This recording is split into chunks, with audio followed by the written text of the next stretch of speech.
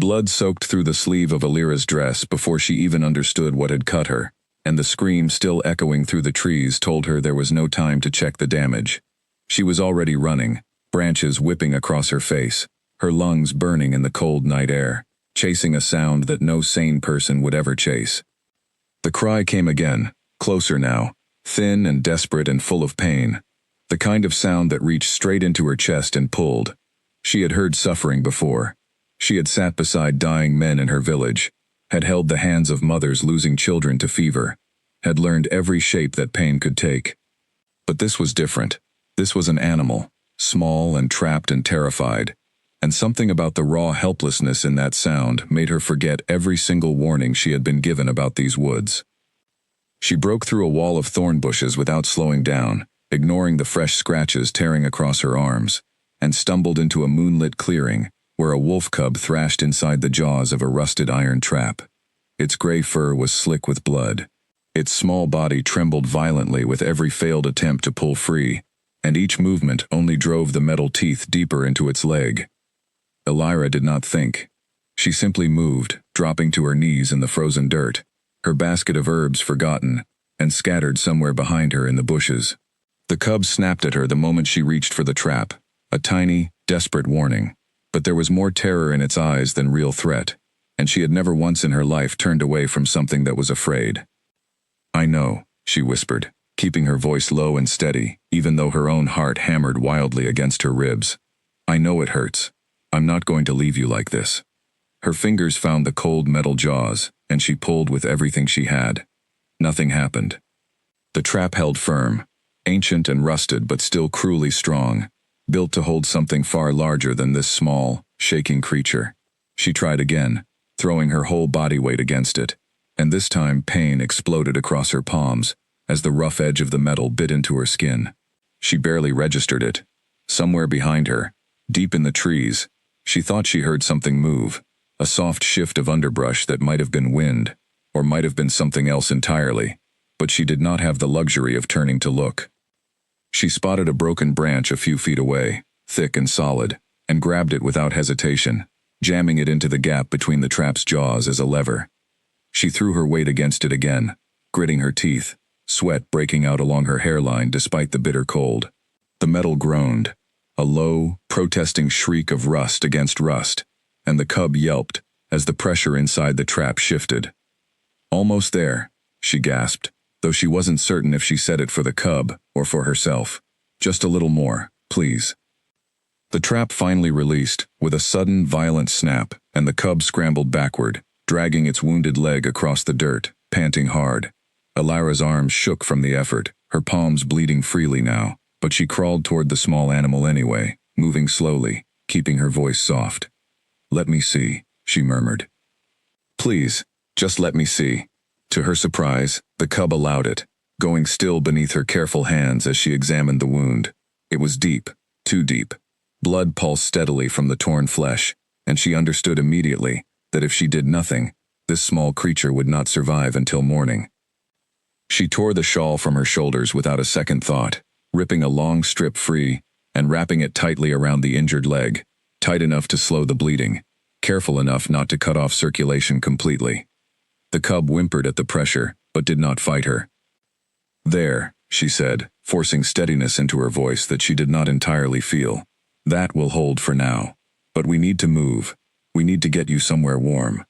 She looked up at the sky and felt a fresh jolt of fear. The last traces of daylight had bled out of the horizon while she worked, leaving the forest steeped in deep purple shadow, and she realized, with a sinking feeling in her stomach, exactly how far she had wandered from the safe boundaries of her village. She had chased a rare herb deeper into blackthorn woods than she had ever gone before, further than any sensible person would go, and now she was alone in the dark with a bleeding wound of her own and an injured animal cradled against her chest. The stories came rushing back to her all at once, every warning the village elders had ever muttered about these woods. They said something walked here that was not entirely animal and not entirely man. They said the land beyond a certain ancient stone marker belonged to creatures with golden eyes and teeth sharp enough to tear a grown man apart without effort. She had always believed those stories were nothing more than tales meant to frighten children into staying close to home. She was no longer entirely sure. Gathering the cub carefully against her chest, she began walking in the direction she hoped led home, though every tree around her looked identical to the last, tall and twisted and closing in from every side like the walls of some vast, living maze. An owl shrieked somewhere overhead, and she flinched hard enough to stumble, catching herself against a rough trunk just in time to avoid falling. "It's all right," she whispered to the cub, though the words felt thinner with every step. "We're going to be all right." Her legs had begun to feel strange, heavier than they should, a cold weakness spreading slowly up from her feet that she told herself was only exhaustion. She refused to look down at her bleeding palms. She refused to think about how long she had been walking, or how much blood she had already lost between the cuts on her hands and the fresh scratches from the thorn bushes. There would be time to worry about herself later, once the cub was safe. Something rustled again in the darkness to her left, closer this time, unmistakable, and Alira's entire body went rigid. She turned her head slowly, scanning the black shapes of the trees, her pulse pounding so loudly in her ears that she almost missed the second sound, a soft, deliberate footfall on the far side of the clearing behind her. "Who's there?" she called out, immediately regretting the tremor in her voice. No answer came, only silence, thick and unnatural, as though the entire forest were holding its breath along with her. She forced herself to keep moving, quickening her pace, despite the growing weakness in her legs, clutching the cub tighter against her chest. Whatever moved out there in the dark, she did not intend to find out what it was by standing still. The trees seemed to grow thicker the further she went, the path beneath her feet less certain, until she could no longer tell if she was walking toward home or simply deeper into the woods. Panic began to claw at the edges of her mind, but she pushed it down, focusing instead on the cub's small, ragged breathing against her chest, the one steady thing in a world that had suddenly turned frightening and strange. The ground dropped away sharply without warning, and Alira had to throw herself sideways to avoid tumbling down a steep ravine, hidden beneath a carpet of dead leaves. She landed hard against the trunk of a fallen tree, pain flaring through her shoulder, the cub letting out a startled yelp as she instinctively curled her body to protect it from the impact. Below her, the ravine dropped into blackness, a jagged tumble of rock and broken branches that would have shattered bones had she fallen the wrong way. She lay still for a moment, breathing hard, waiting for the world to stop spinning. Then she heard it again, closer now, a low, rolling growl that did not belong to anything small or frightened. It came from somewhere behind her, deep and resonant, the kind of sound that vibrated through the ground itself rather than simply the air. Every instinct she possessed screamed at her to run, but running blind along the edge of a ravine in the dark seemed just as likely to kill her as whatever produced that sound. She pressed herself flat against the fallen tree trunk, one hand cupped protectively over the cub's muzzle to keep it quiet, and waited. The growl came again, further to her left this time, circling, patient in a way that terrified her more than if it had simply charged. She could hear the heavy, deliberate crunch of something moving through the underbrush, something large enough that branches snapped rather than bent beneath its weight. Her mind raced through everything she knew about the creatures said to live in these woods, the stories she had dismissed her whole life as nothing more than frightened exaggeration. She did not dismiss them now. She held perfectly still, counting her own heartbeats to keep from making a single sound, until the crunching footsteps finally began to fade, moving away from her position and further into the trees. She did not move for a long while after the sound disappeared entirely, too afraid that it might only be waiting for her to reveal herself.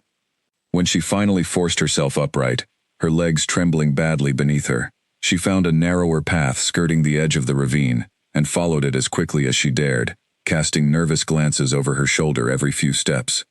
The path led her across a fallen log, bridging the width of the ravine at its narrowest point, the woods slick with moss and damp with night air. She hesitated at the edge, weighing the risk against the alternative of retracing her steps and searching for another way around. But the memory of that low, patient growl decided the matter for her. She stepped out onto the log carefully, one arm cradling the cub tightly against her chest, the other held out for balance.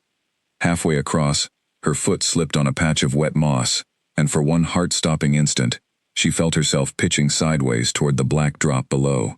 She twisted desperately, wrenching her body back toward the log, her free hand scrabbling for purchase against the rough bark, and somehow, impossibly, she managed to catch herself, her knees slamming hard against the wood as she came down in an undignified heap. The cub whimpered at the sudden, violent motion, and she held it closer, murmuring soft, breathless apologies, even as her own heart hammered against her ribs. She finished crossing the log on her hands and knees, rather than risk another fall, and once she reached solid ground on the other side, she allowed herself only a few seconds to catch her breath, before forcing herself back onto her feet. There was no time to rest. The cold weakness spreading through her limbs had not lessened, and somewhere behind her in the dark woods, something large and patient was still moving, and she had no way of knowing whether it had truly lost interest, or was simply choosing a different path to find her again. She stumbled over an exposed root, and this time could not catch herself in time, going down hard onto one knee, biting back a cry of pain as sharp stones bit into her skin through her thin dress. The cub whimpered at the sudden jolt, and Alira forced herself upright immediately, ignoring the fresh ache blooming through her leg. "I'm sorry," she gasped, cradling the small animal even more carefully. "I'm sorry. We're almost there." She was not certain that was true. She had lost all sense of direction, and the cold weakness spreading through her limbs had grown difficult to ignore, a heavy, dragging sensation that made each step feel as though she were wading through deep water, rather than walking across solid ground. Her vision had begun to blur faintly at the edges, the shapes of the trees swimming and doubling before settling back into focus. Ahead, through a gap in the trees, she caught sight of something pale rising up out of the darkness, tall and weathered, half swallowed by creeping moss. She recognized it instantly from every frightened story she had ever been told as a child: the boundary stone.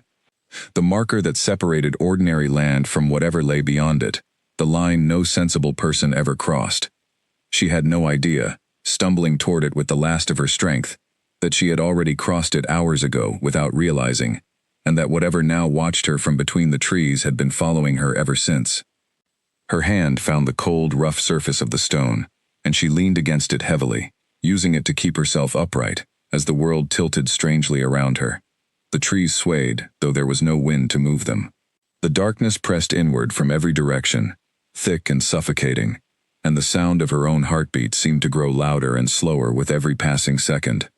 "Just a little further," she whispered, though her voice had grown so faint she barely heard it herself. "Just a little more." The cub stirred weakly against her chest, its eyes barely open now, and something in Alira's mind cleared with sudden sharp urgency. Whatever happened to her, she needed to protect this small creature. She curled her body instinctively around it, shielding it with what little warmth and strength she had left to give, determined that no matter how her own strength failed her, the cub would not be harmed further because of it. Her knees buckled first. She felt the ground rushing up to meet her, and twisted her body at the last possible moment, choosing to take the fall on her side rather than crush the fragile creature cradled against her. The impact still knocked the breath from her lungs, cold earth meeting her cheek, the world spinning violently before beginning to fade at the edges.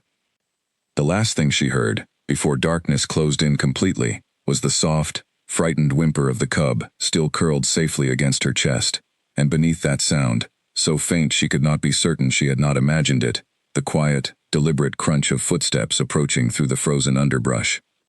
She did not see the golden eyes that finally emerged from the shadows at the edge of the clearing. She did not feel the presence that crossed the distance between the trees and her fallen body, with a silence that seemed impossible for something so large and powerful. She did not know that the moment her body struck the frozen earth beside that ancient stone marker, her entire life, and everything she had ever believed about the world beyond her village, was about to change forever. The forest fell utterly still around her, as though even the wind itself had paused to witness what happened next. High above the tree line, thin clouds shifted apart, allowing a narrow beam of moonlight to fall directly across the clearing, illuminating the girl who lay motionless in the dirt, one arm still curled protectively around the small wounded creature that had somehow survived the night because she had refused to let it die alone. And from the deep shadow at the tree line, something ancient and powerful stood frozen in place, staring down at the unlikely sight before it. It had lived many long years without feeling true surprise, without encountering anything capable of unsettling the careful, guarded control it maintained over every part of its existence. But looking now at the still, bleeding form of a young human woman who had given everything she had, down to the very last of her strength, For a creature she believed to be nothing more than a lost animal in the woods. It felt something shift deep inside its chest that it did not yet have a name for. It moved closer, slowly, cautiously, drawn forward by a pull it did not fully understand, and would spend a long time afterward trying to explain even to itself. The scent reached it first, blood mixed with something else, something achingly, unmistakably familiar. Its own blood, its own kin. The realization crashed through it with the force of a physical blow, and every careful, measured thought it had carried into that clearing, scattered instantly into something far more urgent, far more desperate. The cub cradled against the fallen girl's chest was not simply an ordinary wolf. It was the missing son of its own sister, gone since morning, searched for by an entire pack of trained trackers who had found nothing. And here, impossibly, lay a human girl who had succeeded where all of them had failed, who had freed him from a hunter's trap and carried him for miles through dangerous, unfamiliar woods, using the last of her own strength to keep him alive. There was no more hesitation after that. The figure crossed the remaining distance in a heartbeat, kneeling beside the fallen girl, taking in the full extent of her injuries with sharp, assessing eyes. Her hands were torn open, bleeding freely. Her lips had gone pale, and her breathing came shallow and uneven, each breath shorter than the last. She had given everything, and very nearly paid for it with her life. For a creature she had no reason to help, and no way of knowing, was anything more than a lost, ordinary animal, wandering the dark woods alone. Somewhere behind him, the sound of approaching footsteps signaled the arrival of the warriors who had been trailing his patrol, but he did not wait for them, did not pause to explain himself or issue orders. He gathered the girl carefully into his arms, mindful of every injury, cradling the wounded cub against her chest with his other arm, so that neither would be separated from the other even now. Her body felt far too cold against him, her pulse beneath his fingers weak and uneven, and every instinct he possessed screamed at him to move faster, to waste no further time on caution or ceremony. He began running before his warriors had even fully registered what they were seeing, moving through the dark woods with a speed that left even his most seasoned trackers struggling to keep pace, driven by an urgency that went far beyond simple duty or gratitude. Something about the sight of her, so small and fierce and utterly unwilling to abandon a stranger in need, had reached inside him and taken hold in a way nothing ever had before, and he intended to make absolutely certain she survived the night, whatever it cost him to ensure it. Behind them, the ancient boundary stone stood silent and unmoving in the moonlight, indifferent to the fact that it had just witnessed the beginning of something that would upend an entire kingdom, forge an impossible bond between two worlds that had spent generations kept carefully apart, and change the course of two lives that had never been meant to cross paths at all. The warriors who caught up with him moments later found themselves struggling to match his pace, exchanging quick, uncertain glances, but asking no questions, trained well enough to recognize when their leader's focus allowed no room for hesitation. One of them, a broad-shouldered tracker with sharp eyes, moved close enough to catch sight of the unconscious woman cradled so carefully against his chest, and something in his expression flickered with surprise, before he quickly schooled his features back into disciplined neutrality. None of them had ever seen their leader carry anyone with such urgency, let alone a human stranger found deep within their own guarded territory.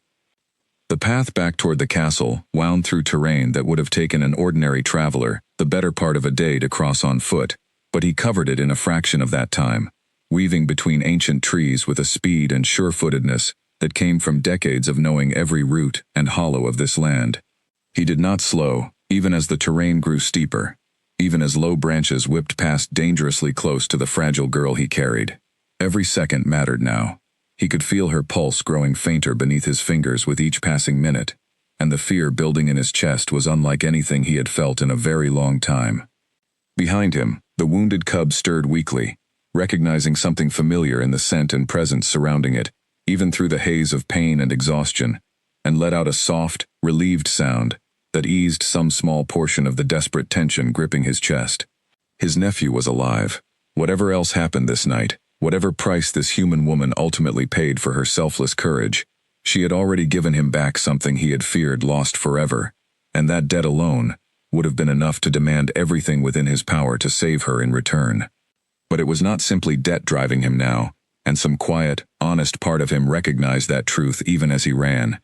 It was something sharper, something that had taken root the moment he first laid eyes on her fallen form, curled protectively around a creature she believed to be nothing more than an ordinary lost animal. He did not yet have a name for the feeling settling deep in his chest, only the certainty that he could not, would not, allow this night to end with her death, whatever it demanded of him to prevent it. The first distant glow of torchlight finally appeared through the trees ahead, marking the outer walls of the fortress that had stood as both his home and his burden for longer than most humans lived an entire lifetime. He pushed himself faster still, ignoring the burn building in his legs, ignoring everything except the growing urgency of the fading pulse beneath his fingers, and the desperate hope that he would reach help in time. The woods swallowed the sound of running footsteps as the small group vanished into the darkness, racing against time, racing against the growing cold, racing to reach the towering gates of a castle that Elira could never have imagined existed, let alone one she would soon call home. She did not know, lying unconscious in the arms of a stranger whose face she had not yet seen, that the greatest danger of her life was still ahead of her, and that the choice she had made in that frozen clearing, the simple, selfless choice to save a creature that was not her own, had already set in motion events that neither she nor anyone within that hidden kingdom could yet predict. Draven burst through the castle gates with the girl still cradled against his chest, and the courtyard erupted into immediate motion. Guards who had been standing quiet watch snapped to alertness. Servants crossing the yard with late-evening errands froze mid-step, staring in open shock at the sight of their king carrying an unconscious human woman and a bleeding cub through the front gates of Nightfall Castle.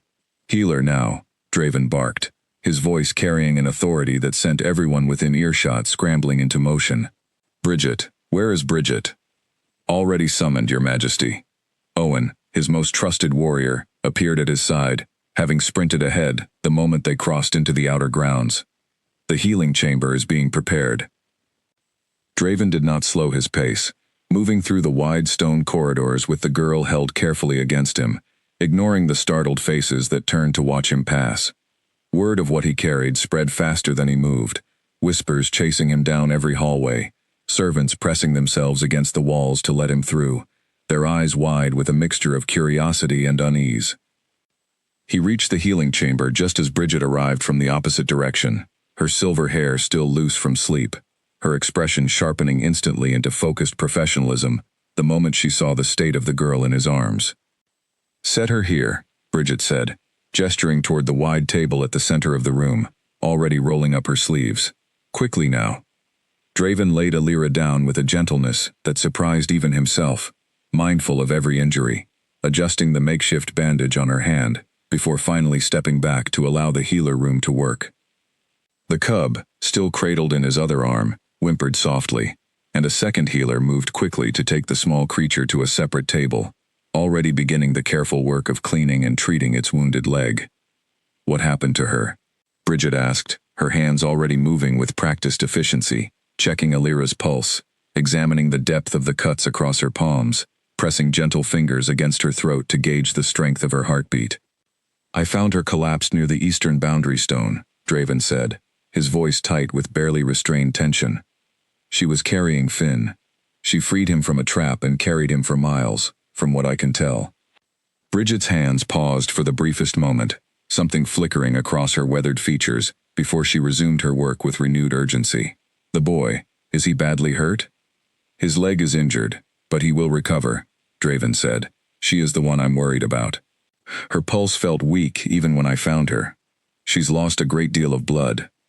"Then let me do my work, Your Majesty," Bridget said firmly, though not unkindly, already calling for her assistants to bring warm water, clean bandages, and the herbs she needed to properly clean and treat the deep cuts marking Elira's palms. Draven retreated to a corner of the room, close enough to watch but far enough to stay out of the healer's way, his powerful frame tense with an emotion he could not quite name. He had faced down enemy warriors without flinching. He had made decisions that cost lives, had carried the weight of leadership through wars and treaties and every manner of crisis a kingdom could produce.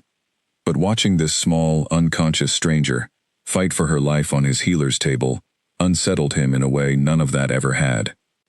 "She's cold," Bridget murmured to her assistant, layering warmed blankets carefully over Alira's still form. Too cold.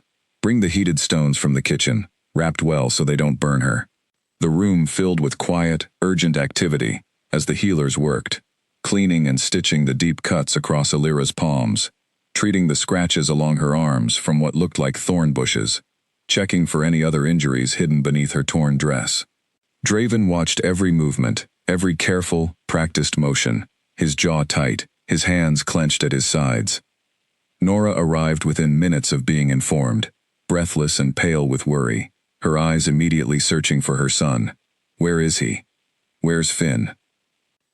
Here, being treated, Draven said, gesturing toward the second table where the wounded cub lay quiet beneath the careful attention of the second healer. His leg was caught in a trap. He'll recover fully, Bridget assures me, but it will take time. Nora rushed to her son's side, her hands trembling as she reached out to stroke his fur gently, tears of relief spilling down her cheeks despite her efforts to remain composed. My baby, she whispered. My sweet boy. I feared.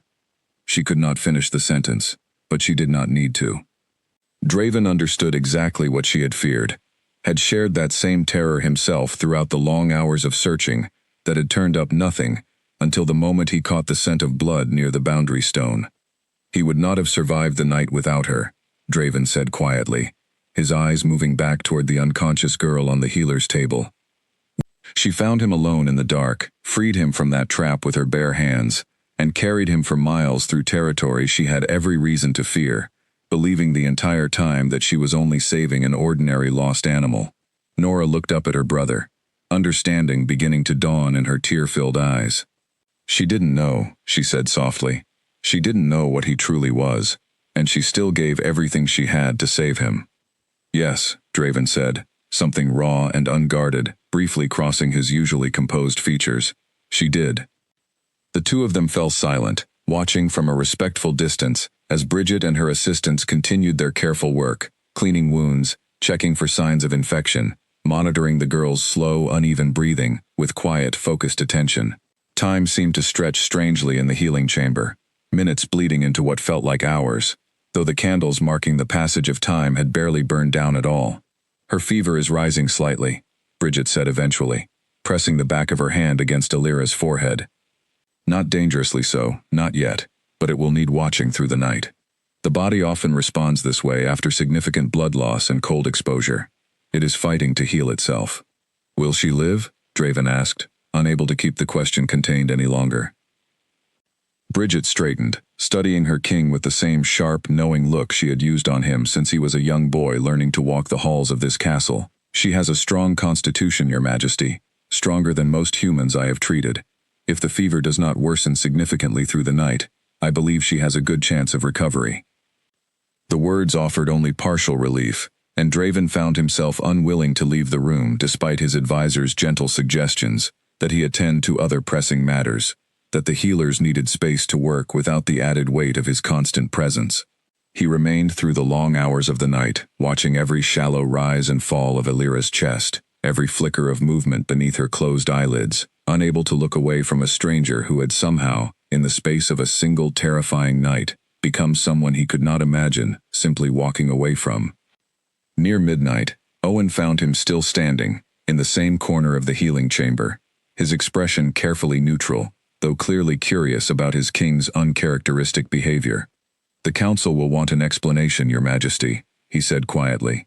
A human within our walls, especially one found this deep in our territory, will raise concerns among the elders. Let them raise their concerns, Draven said, without turning from his vigil. She saved my nephew's life, at the cost of nearly losing her own. I will not abandon that debt because of old fears and older prejudices. Owen studied his king for a long moment, something thoughtful crossing his weathered features. I did not suggest you should, Your Majesty. I only wished to prepare you for the conversations ahead. Draven finally turned to look at his trusted advisor, something fierce and unwavering in his amber eyes. Then prepare whatever needs preparing. My decision on this matter is not open for debate. Owen nodded slowly, recognizing the finality in his king's tone, and said nothing further on the matter, though the quiet concern in his expression lingered as he took up a position near the door, prepared to stand watch through whatever remained of the night. It was not long after that a second figure appeared in the corridor outside the healing chamber, drawn by the same whispers that had already begun rippling through the castle.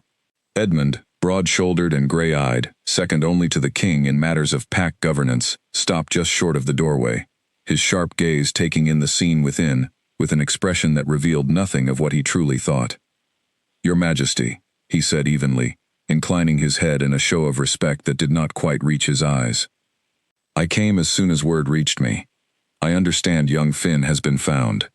"He has," Draven said, his attention only briefly shifting from the healing chamber to acknowledge his advisor. "Caught in a trap along the eastern border. He will recover." "That is welcome news indeed," Edmund said, though his gaze had already drifted past the king, toward the still form on the healing table. "And the human woman. She was found within our territory as well, I am told." "She saved my nephew's life," Draven said, a warning edge creeping into his voice that few dared to ignore. "That is the only fact that matters tonight." Edmund's expression remained carefully composed, though something calculating flickered briefly behind his eyes before he smoothed it away. "Of course, Your Majesty. I only wish to understand the circumstances, given the sensitivity of allowing outsiders within our walls. The Council will have questions when the time is appropriate." "The Council may ask whatever questions it wishes when the time is appropriate," Draven repeated, his tone leaving no doubt that tonight was not that time. "For now, my only concern is that she recovers." Edmund bowed his head again, murmuring something appropriately deferential before withdrawing back down the corridor, though he cast one final lingering glance toward the healing chamber before he disappeared from sight. Owen, watching the exchange from his post near the door, frowned faintly but said nothing, filing the moment away without fully understanding yet why it unsettled him. Draven paid the departing advisor little further attention, his focus already returning to the quiet, steady work of the healers. But had he watched Edmund's retreating figure a moment longer, he might have noticed the advisor pause at the end of the corridor. Glancing back once more with an expression far less neutral than the one he had worn inside the room, one that carried the first quiet stirrings of a plan that had nothing to do with the safety of the pack, and everything to do with the ambitions he had long kept carefully hidden beneath a mask of loyal service. A young kitchen servant named Kara had been sent earlier that night to deliver warm broth to the healing chamber, under instructions to leave it quietly outside the door so as not to disturb the healers at their work. She lingered a moment longer than she should have, drawn by curiosity she could not quite suppress, peering through the gap in the doorway at the unconscious human woman lying so still upon the table. She had never seen a human up close before, had only heard the stories, the same fearful warnings every pack member grew up hearing about the dangers and strangeness of the world beyond their borders. But the woman on the table did not look dangerous. She looked small, and fragile, and deeply exhausted, her torn hands bandaged with careful precision, her face pale beneath a scattering of dark hair. Kara found herself wondering, standing there in the quiet corridor, what kind of person walked willingly into a forest full of danger to save a creature they had never met, and what kind of courage that must have taken. "You should not be lingering here," Owen said quietly, noticing her presence near the door, though his tone carried no real reproach. "I'm sorry," Kara said quickly, dropping into an apologetic bow. "I only wanted to see if she was well." Owen's expression softened slightly at the honest concern in the young servant's voice. "She is being well cared for. Return to your duties, and perhaps in time, once she has recovered, you will have the chance to properly meet her." Kara nodded and hurried away, though the image of the sleeping stranger stayed with her long after she returned to her work in the kitchens below, a small seed of curiosity and quiet admiration planted that would, in time, grow into something far more significant than either of them could have predicted that night. Bridget finally straightened from her work sometime near dawn, wiping her hands on a clean cloth, her expression showing the first genuine signs of cautious relief since she had begun treating Alira hours earlier. "Her fever has stabilized," she announced. "Her pulse is stronger. I believe the worst danger has passed, though she will need rest and careful attention over the coming days before she is fully recovered." The tension that had gripped Draven's chest throughout the long night finally eased, though it did not disappear entirely. "When will she wake?" "Within a day, perhaps two," Bridget said. "Her body has been through a great deal, and healing takes time, even for someone with as strong a will as hers appears to be. Draven approached the bed slowly, looking down at Alira's still, pale face, at the dark hair fallen loose across the pillow, at the careful bandages wrapped around her healing hands. Whatever unfamiliar feeling had taken root in his chest the moment he found her collapsed beside that boundary stone had only grown stronger throughout this long, tense night, and he found himself entirely unprepared for how much he needed, to see her wake safely. "See that she wants for nothing," he said quietly to Bridget, before finally allowing his advisors to lead him from the room as the first pale light of dawn began creeping over the castle's eastern towers. "And send for me the moment she stirs." Outside, word of the night's events had already spread throughout the castle, whispered from servant to servant, from guard to guard, until every corner of Nightfall Castle buzzed with quiet speculation about the human girl who now lay sleeping within its walls, the one who had saved the king's own blood, and, in doing so, had unknowingly stepped into a world far larger, far stranger, and far more dangerous than anything she could have possibly imagined. A soft, unfamiliar warmth pressed against Alira's closed eyelids, and for a long moment she simply floated in the hazy space between sleep and waking, unwilling to disturb whatever strange, comfortable peace had settled over her. Then memory returned all at once, sharp and insistent, the trap, the cub, the long, desperate walk through darkness, the low growl that had chased her across a ravine, and her eyes flew open with a gasp. The ceiling above her was nothing like the low, smoke-stained wood of her small home. It stretched high overhead, carved with intricate patterns of leaves and stars that seemed to catch and hold the morning light streaming through a tall window she did not recognize. She sat up too quickly, and pain lanced sharply through her bandaged hands, forcing a small, sharp gasp from her lips. "Careful," said a calm, steady voice from nearby. "You lost a great deal of blood. Sudden movement will not do you any favors." Alira turned to find an elderly woman seated in a chair beside the bed, silver hair pulled back in a neat braid, sharp eyes studying her with the practiced, assessing gaze of someone who had spent a lifetime tending to the injured and the ill. Despite her age, there was an unmistakable strength in the woman's bearing, a quiet authority that filled the room without any need for raised volume. "Where am I?" Alira asked, her voice rough and unfamiliar even to her own ears, her throat dry, as though she had not spoken in days. "You are within Nightfall Castle," the woman said, reaching for a cup of water on the small table beside the bed and offering it to her. "In the heart of the Nightfall Pack's territory. My name is Bridget. I am the king's personal healer, and it was my hands, along with my assistants, that tended your wounds these past 2 days." Alira accepted the water gratefully, though her mind raced far too quickly to focus properly on drinking. Nightfall Castle. Nightfall Pack. The words settled over her with a cold, creeping dread, as every warning she had ever heard about these woods came flooding back with sudden, terrifying clarity. She was not simply resting in an unfamiliar home. She was somewhere she had been warned her entire life never to go. 2 days, she repeated slowly, testing the words. "I've been unconscious for 2 days?" "You very nearly did not wake at all," Bridget said, not unkindly, though the bluntness of the statement sent a fresh chill through Alira's chest. "You lost enough blood to kill a lesser constitution, and the cold nearly finished what the bleeding started. You are fortunate to be alive, child." Alira's hands trembled slightly around the cup, and Bridget reached out to steady it before it could spill, her weathered fingers surprisingly gentle. "The cub," Alira said suddenly, memory sharpening into urgent focus. "There was a wolf cub. Is he alive? Did he survive?" Something shifted subtly in Bridget's expression. A flicker of quiet surprise quickly smoothed away beneath her composed exterior. "The child you saved is alive and recovering well, in large part thanks to your efforts, though I suspect you did not fully understand exactly what, or who, you were saving that night." Confusion knotted tighter in Alira's chest. "What do you mean, who I was saving?" "He was a wolf cub. An animal." Before Bridget could offer any further explanation, the heavy wooden door swung open, and a tall, powerfully built man stepped into the room, his presence filling every corner of the space immediately, commanding attention without any visible effort at all. Alira's breath caught in her throat. She had never seen anyone like him before, dark-haired and sharp-featured, with amber eyes so intense they seemed to look straight through whatever they settled upon. "You're awake," he said, his voice deep and carefully controlled, though Alira thought she detected something else beneath the surface of it, something that sounded almost like relief. "Your Majesty," Bridget said, rising quickly from her chair with a respectful bow of her head. The title hit Alira like a physical blow. This was the king.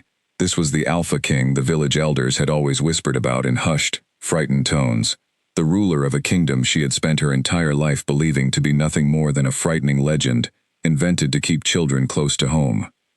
She pulled the blanket instinctively higher around herself, suddenly and acutely aware of how vulnerable her position truly was, lying injured and confused in the personal domain of a creature powerful enough to inspire such deep, generational fear among her own people. "I don't understand," she managed to say, her voice smaller than she intended, betraying more of her fear than she would have liked. "Why am I here? What happened to me?" Draven moved closer, though he kept a careful, deliberate distance, clearly conscious of how intimidating his presence could be to someone in her position. "The cub you found in the woods, the one you freed from that trap and carried for miles through dangerous terrain, is my nephew," he said simply. "He was missing for nearly a full day before you found him. My warriors searched every corner of our territory and found nothing. You succeeded where an entire pack of trained trackers failed, and you very nearly died doing it." Alira stared at him, the pieces slowly, dizzyingly falling into place. The stories were not simply legends after all. The wolf cub she had rescued had not been an ordinary animal, but a child, a shifter child, capable of taking the form of a wolf, and she had carried him for miles through the dark woods, with no idea of the truth, believing only that she was saving a small, helpless creature that needed her help. "I didn't know," she said quietly, her voice barely above a whisper. "I only knew that he was hurt, and that if I didn't help him, he wouldn't survive the night. I would have done the same for any creature I found suffering like that." Something shifted in Draven's expression at her words, a kind of quiet wonder he did not bother to hide, an openness that seemed at odds with the formidable authority radiating from every other part of his bearing. "That is precisely why I carried you here myself, rather than leaving you where I found you," he said. "You gave everything you had for a creature you believed to be nothing more than a lost animal in the woods. That is not something I take lightly, Alira." The sound of her own name in his voice sent an unexpected shiver through her, though she could not have said whether it came from fear or something else entirely. "How do you know my name?" she asked. "You spoke it, once, while you were unconscious," Bridget offered gently from where she stood near the door, along with a great deal else that made little sense at the time, mostly concerning the safety of the cub. Heat rose in Alira's cheeks at the thought of whatever else she might have said while lost in feverish sleep, but her mind quickly returned to more pressing concerns. "Am I a prisoner here?" she asked, unable to keep the question from slipping out despite her attempt to sound braver than she felt. "No," Draven said firmly, without a moment's hesitation, the certainty in his voice leaving no room for doubt. "You are a guest, and you will remain under my personal protection for as long as you wish to stay. You saved the life of my sister's only son. That is a debt I do not intend to leave unpaid, whatever it requires of me." Alira did not know how to respond to such a declaration. She had simply done what felt right in the moment, what she had always been taught to do by the healer who raised her, help those who needed it, without stopping to calculate the cost to herself. She had never imagined that a single small, simple act of kindness could lead her into the heart of a kingdom she had spent her whole life being warned to avoid entirely. "The cub," she said again, glancing toward Draven with renewed urgency. "Your nephew, is he truly all right? I need to know he's safe."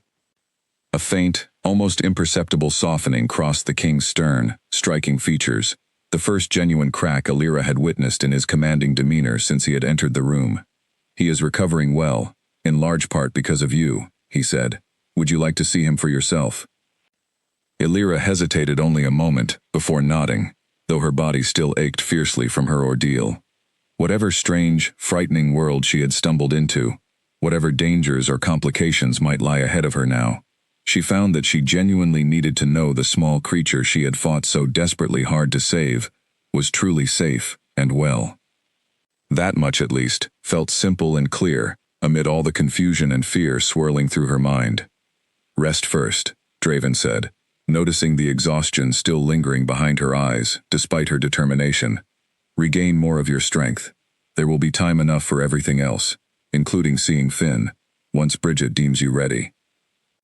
He turned to leave, then paused at the door, glancing back at her one final time, his amber eyes holding hers with an intensity that made her pulse quicken despite everything.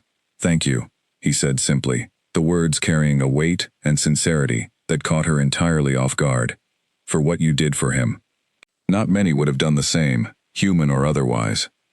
Then he was gone, leaving Alira alone with Bridget, and a swirling mixture of confusion, curiosity, and something else she could not quite name.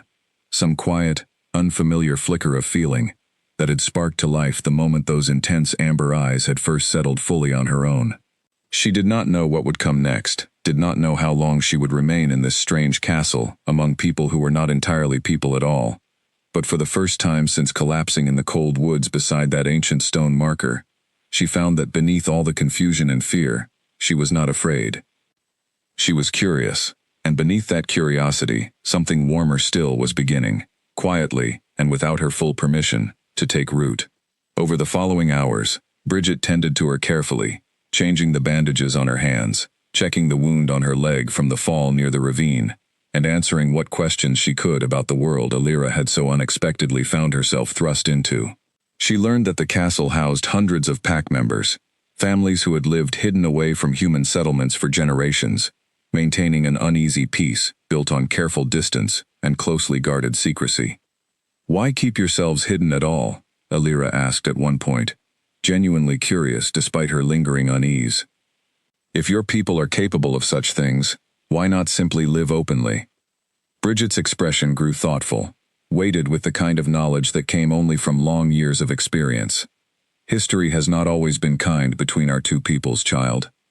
There was a time, generations ago, when humans hunted our kind mercilessly, when fear and misunderstanding led to violence on both sides that neither has fully recovered from. Even now, secrecy became necessary for survival, and old habits, especially those born from old wounds, are not easily broken." Alira absorbed this information quietly, understanding now, at least in part, the wary, suspicious glances she had already begun to notice from servants passing by her door, glances that carried more fear and old grief than simple hostility. She was, after all, a stranger from the very world that had once brought such harm to these people, however unintentional her own presence and intentions might be. "They're afraid of me," she said quietly. "Some are," Bridget admitted honestly. "Others are simply cautious, unused to the presence of humans within these walls. Give it time, child. Trust is rarely offered freely to strangers, especially strangers from a world with such a difficult shared history. But actions speak louder than fear, in the end, and yours have already spoken quite loudly indeed."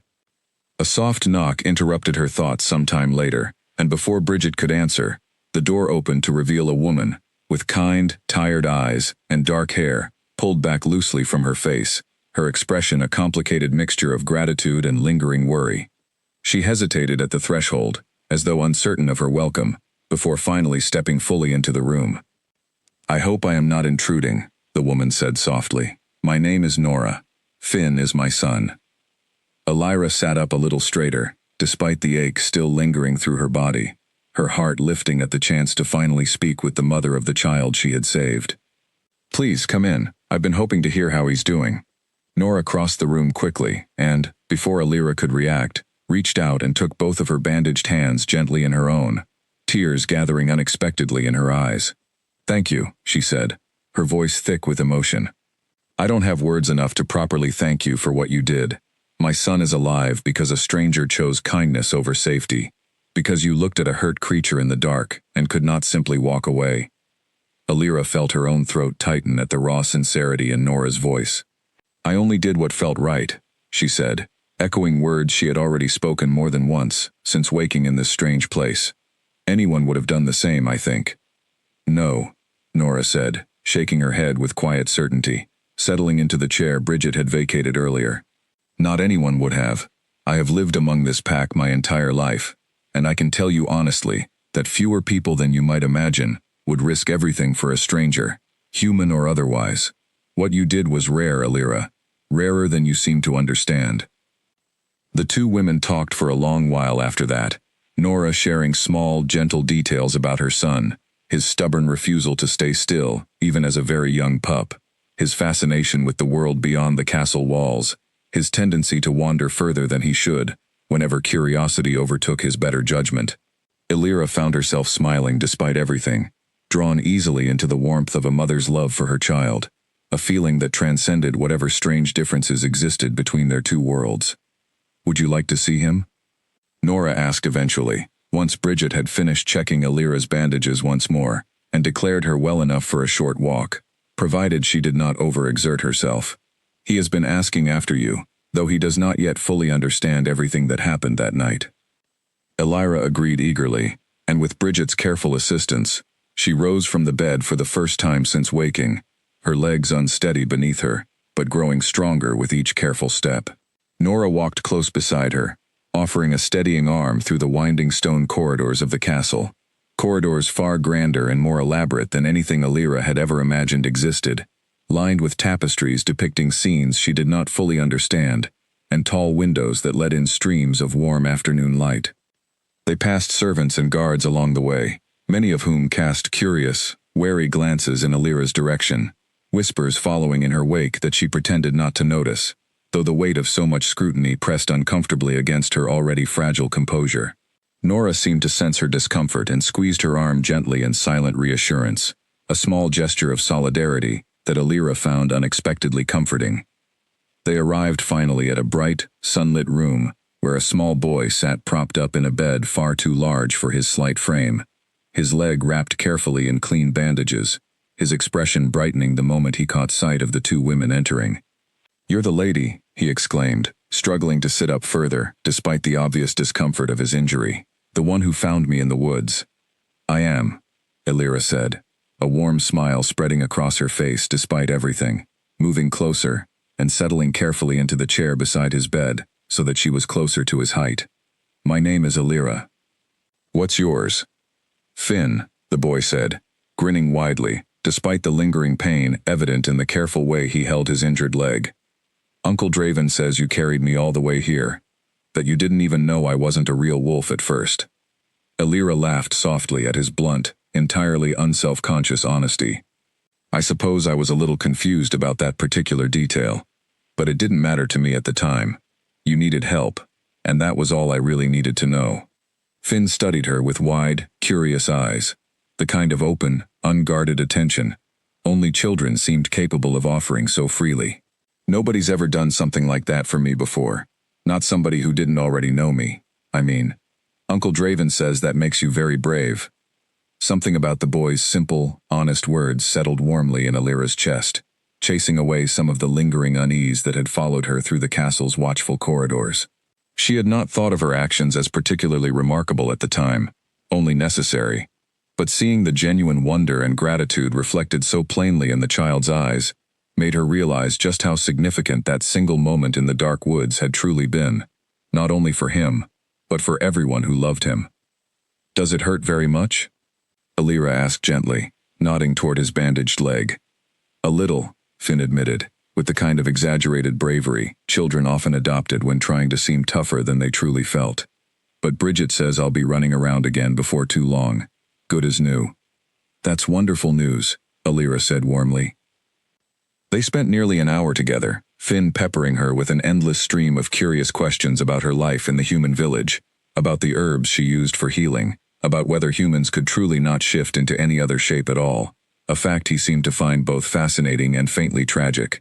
Illyra answered each question patiently, finding herself increasingly charmed by the boy's boundless energy and easy affection, so at odds with the fear and suspicion she had encountered from many of the adults she had passed in the corridors. Nora watched the easy warmth between them with quiet, thoughtful eyes, occasionally interjecting to gently remind her son not to tire their guest too quickly, though it was clear she took as much comfort from the visit as her son did. Draven arrived partway through their visit, drawn by word that Illyra had been well enough to leave her chambers, and paused in the doorway for a long moment, simply observing the scene before him, with an expression Illyra could not quite read, something quiet and contemplative in the way his amber eyes moved between his young nephew's easy laughter and the woman who had made that laughter possible. "You seem to be recovering quickly," he said finally, stepping fully into the room. Uncle Draven, Finn said excitedly. Elira says the herbs she used on my leg came from a plant that only grows near water. She says if the trap had caught me somewhere drier, she might not have had anything to help stop the bleeding. Is that so? Draven said, his gaze shifting toward Elira with renewed interest and something that looked remarkably like admiration. It seems we owe your knowledge as much as your courage. Elira felt heat rise in her cheeks at the weight of his attention, unused to such direct, sincere praise from someone of his standing. I only know what my mentor taught me, she said modestly. Bridget probably knows 100 remedies I've never even heard of. Perhaps, Draven allowed, though it was your knowledge, and your courage, that made the difference on the night that mattered most. Across the room, Nora watched the quiet exchange between her brother and the human woman, with a small, knowing smile beginning to form at the corners of her mouth, though she said nothing aloud, content simply to observe the first delicate threads of something new and unexpected, beginning to weave themselves between the two people before her. Outside the castle walls, however, not everyone shared in the growing warmth surrounding the human girl's unexpected presence. In shadowed corners and quiet meeting rooms far from the sunlit chamber, where a child's laughter rang out so freely, whispered conversations had already begun among certain members of the pack, conversations filled with suspicion, calculation, and the first quiet stirrings of a danger that Elira could not yet see coming, a danger that would soon threaten to unravel everything this fragile, unexpected new beginning had only just started to build. 3 days passed before Bridget finally declared Elira strong enough to move freely about the castle without an escort at her side, though the healer insisted on frequent rest and careful attention to the deep cuts still healing across her palms. In that time, Elira learned more about her strange new surroundings than she ever could have imagined possible, and slowly, cautiously, something like comfort began to take root beneath the constant undercurrent of watchful uncertainty that followed her wherever she went. The castle, she discovered, was far more than the cold fortress of stone and shadow the village stories had always suggested. It was a place of genuine warmth and life, filled with families, with children who darted between human and wolf forms during their games in the courtyards below her window, with the comforting smell of fresh bread drifting up from the kitchens each morning. Kara, the young kitchen servant who had once lingered curiously outside the healing chamber door, began visiting Elira regularly, bringing meals and, more importantly, easy, unguarded conversation that Elira found herself craving after so many watchful, suspicious glances from others. Most of us have never actually met a human before, Kara admitted one afternoon, helping Elira braid her hair while they talked, a simple, companionable task that reminded Elira faintly of quiet mornings spent with Bridget back in her village, though that Bridget felt impossibly far away now. We only ever hear the old stories, passed down from grandparents who lived through darker times between our peoples. It makes some of the elders nervous having you here. I understand their caution, Elira said honestly. I grew up with my own frightening stories about this place. It seems we were both taught to fear things we never truly understood. Kara laughed softly at that, tying off the finished braid with a practiced flick of her wrist. Well, I don't fear you. For what it's worth, I think what you did for Finn was remarkable. Most people I know would have simply walked away, rather than risk themselves for a stranger. In the days that followed, Elira found herself drawn increasingly toward the castle's healing chambers, watching Bridget work with quiet fascination, whenever her own recovery allowed the freedom to wander that far from her guarded quarters. What began as simple curiosity soon grew into something more, and before long, Bridget had begun teaching her, almost without either of them fully deciding it should happen, the particular remedies and techniques unique to shifter healing that differed in small but important ways from the human medicine Elira had learned back in her village. Your kind heals faster than mine, Elira observed one afternoon, watching as Bridget demonstrated a poultice recipe meant to speed the mending of a warrior's broken arm. The herbs I would use for a human patient would need adjusting for the difference. A keen observation, Bridget said approvingly, clearly pleased by her student's quick understanding. Our bodies burn through remedies faster, require stronger concentrations to achieve the same lasting effect. Most human healers who stumble into our care by chance never live long enough among us to learn such distinctions properly. Will you teach me? Elira asked, surprising herself with the eagerness in her own voice. Bridget studied her for a long, considering moment. Something warm and approving settling into her weathered features. I suspect I already have been, whether either of us fully realized it yet. Come back tomorrow morning, and we will begin properly, if you are truly willing to commit the time such training requires. Elira agreed without hesitation, and in the days that followed, she found genuine purpose and comfort in the quiet, methodical work of learning alongside the elderly healer, grinding herbs, memorizing new remedies, sitting patiently beside injured warriors, and offering the same steady, reassuring presence she had once offered patients back in her own small village. The work gave her something valuable beyond simple distraction from her lingering fears. It gave her a role within this strange new world that existed independent of the debt owed for saving Finn, a purpose entirely her own, that she was steadily earning through her own effort and growing skill. Word of her budding apprenticeship under Bridget's careful tutelage spread slowly through the castle, and Elira noticed, with quiet satisfaction, that some of the more suspicious glances that had followed her through the corridors in those first difficult days began, gradually, to soften into something closer to genuine respect. She was not simply a stranger being tolerated out of obligation any longer. She was becoming, slowly and through her own honest effort, someone who contributed meaningfully to the daily life and well-being of the pack that had so unexpectedly become her temporary, and increasingly permanent, home. Late one evening, unable to sleep, Elira found herself sitting by her window, thinking of the small, quiet village she had left behind, without ever intending to leave it at all.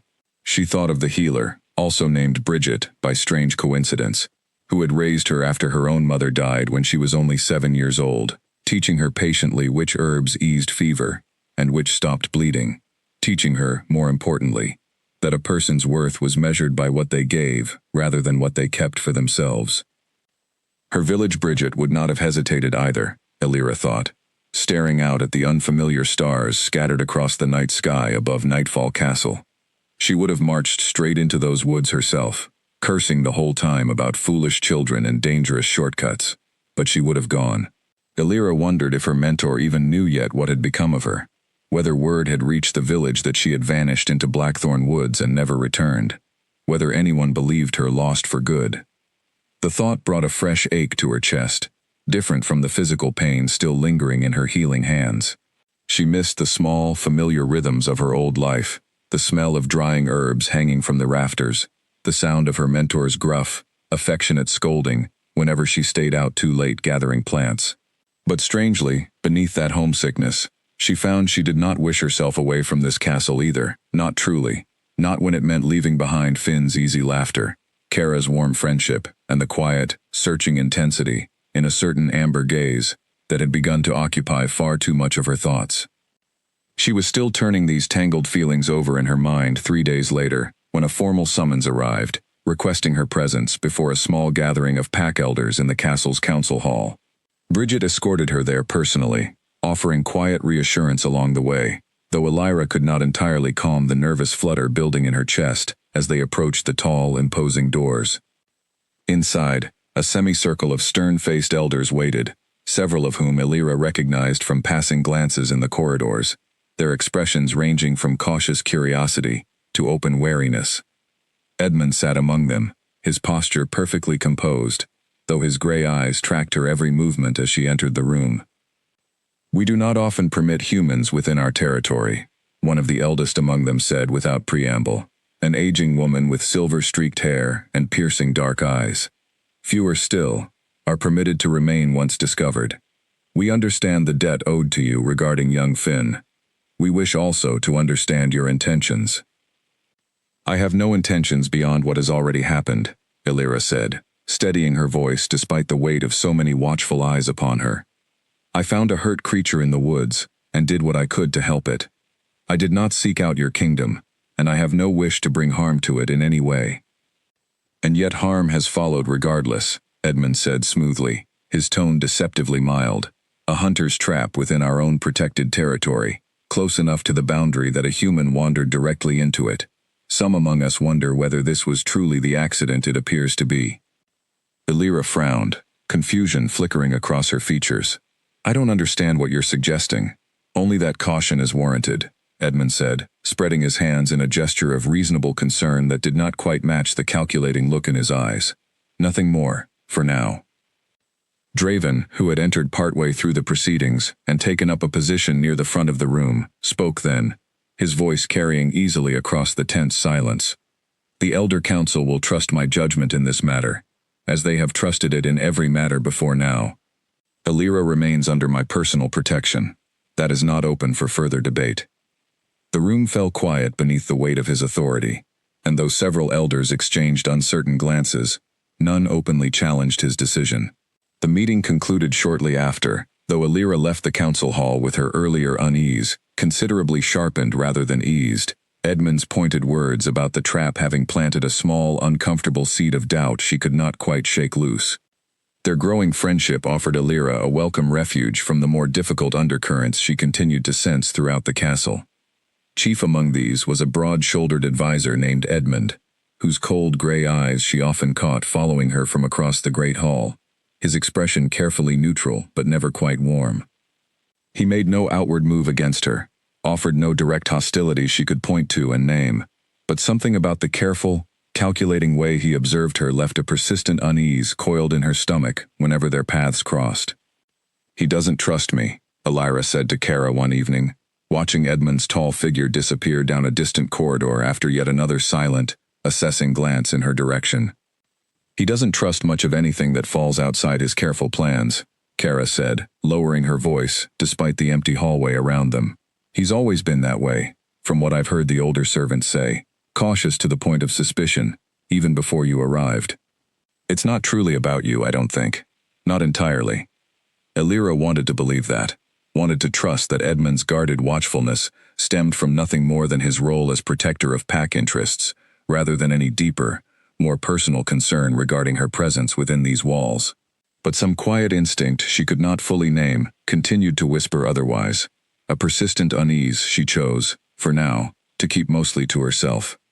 It was Draven's presence, however, that occupied the largest and most confusing space in her thoughts as the days continued to pass.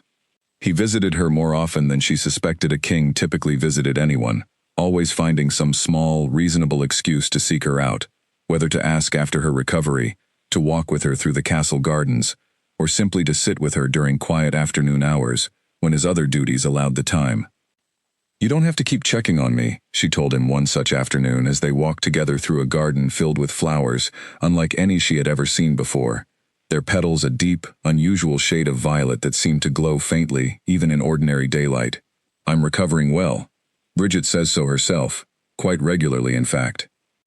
"I am aware," Draven said, though he made no move to shorten their walk or excuse himself from her company. "Perhaps I simply enjoy it." Alira glanced at him in genuine surprise, unused to such direct, unguarded honesty, from someone who carried himself with such formal, commanding authority, in every other setting she had witnessed him in. "That's an unusual thing for a king to admit so plainly." "Perhaps," he agreed, the faint hint of a smile touching his features, an expression she was slowly learning to recognize, despite how rarely he allowed it to show through his usual composed reserve. "Though I find myself saying a great many unusual things since the night I found you collapsed beside that boundary stone." There was something in the quiet, searching way he said it that made her pulse quicken, in a manner she was not entirely prepared to examine too closely. She had spent her whole life focused on survival, on caring for the needs of others, with little room left over for anything as complicated as this strange, growing warmth she felt whenever those amber eyes settled so fully on her own. "Why does it matter so much to you?" she asked finally, unable to hold the question back any longer. "What I did, I mean. You've thanked me many times already. You didn't have to bring me here yourself. Didn't have to insist on such careful attention to my recovery. You could have simply returned Finn to his mother and left me where you found me, once you knew I would survive."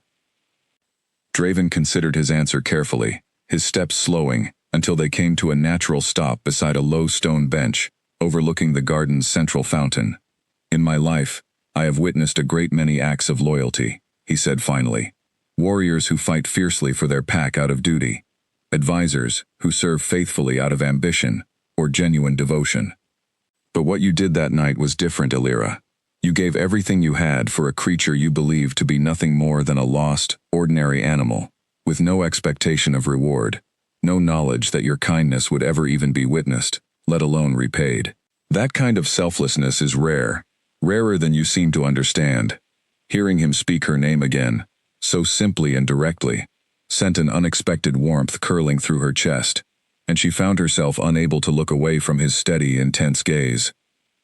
"I only did what felt right," she said softly, echoing words she had spoken more than once already, though they felt different somehow now, spoken in this quiet garden, with this powerful, unexpectedly gentle man, watching her so closely. "That is precisely why it matters so much," Draven said quietly. They continued their walk in comfortable silence after that, but the air between them had shifted subtly, charged with something neither of them quite dared to name aloud just yet. Elira found herself thinking of him often in the days that followed, of his quiet strength, of the unexpected gentleness hidden beneath his commanding exterior, of the way his stern expression softened so completely whenever his gaze happened to fall on her. But even as this fragile, growing connection deepened steadily between them, danger continued to gather unseen in the shadows beyond the castle's watchful walls. In a secluded meeting room, far from prying eyes and curious servants, Edmund sat across from a stranger, cloaked in dark, nondescript fabric, their low, urgent conversation carrying nothing at all to do with protecting the pack, and everything to do with ambitions far darker than anyone within Nightfall Castle yet suspected. "The trap was meant to draw the boy out alone," the stranger said, voice barely above a whisper even in the emptied room. No one accounted for the girl becoming involved. Edmund's expression remained carefully composed, though something cold and calculating flickered behind his gray eyes.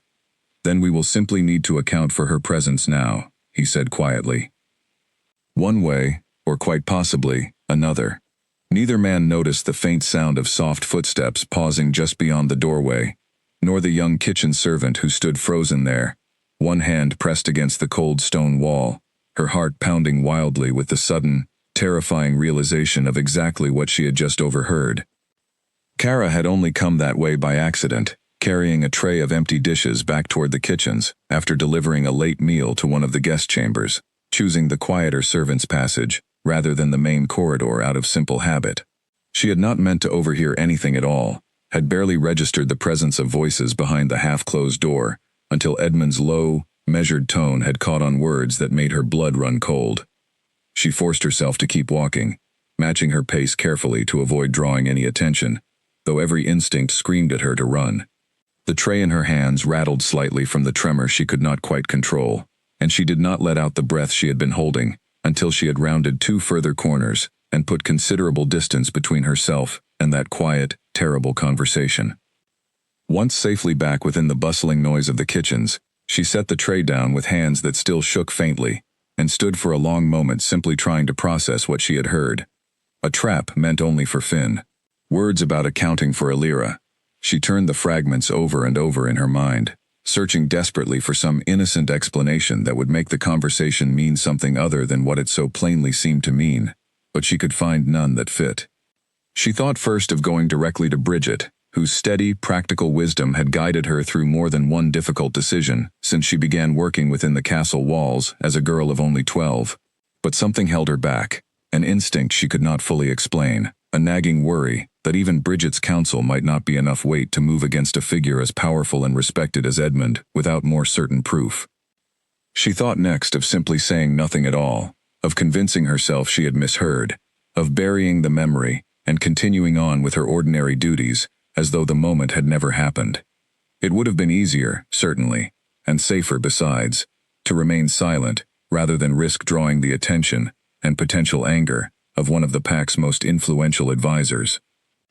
But every time she tried to talk herself into silence, she thought instead of Elira's gentle patience during their hours spent together, of the easy, unguarded kindness the human woman had shown her, despite having every reason to remain wary and closed off in such an unfamiliar, sometimes hostile place. She thought of Finn's bright, trusting laughter, of Nora's tearful gratitude in the healing chamber. Whatever risk silence might spare her, she found she could not bring herself to accept it, not when the cost of that silence might mean allowing real harm to reach people who had done nothing to deserve it. By the time the kitchens finally emptied for the night and Kara made her way to her small, narrow sleeping quarters near the servants' quarters, her mind was made up, even if her heart still pounded with anxious uncertainty over what the coming days might bring. She would find a way to bring this to Alira first, and together, they would decide what needed to be done. Whatever danger that choice might invite, she told herself firmly, staring up at the shadowed ceiling above her narrow bed, it could not possibly be worse than the danger of staying silent, while a conspiracy she barely understood continued to unfold, unchecked, in the shadows of the only home she had ever known.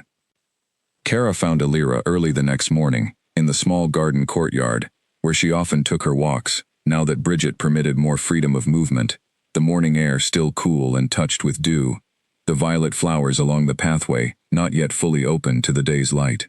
She approached quickly, glancing over her shoulder more than once, as though worried someone might be following her, and Alira's stomach tightened with immediate concern the moment she saw the pale, anxious set of her friend's face.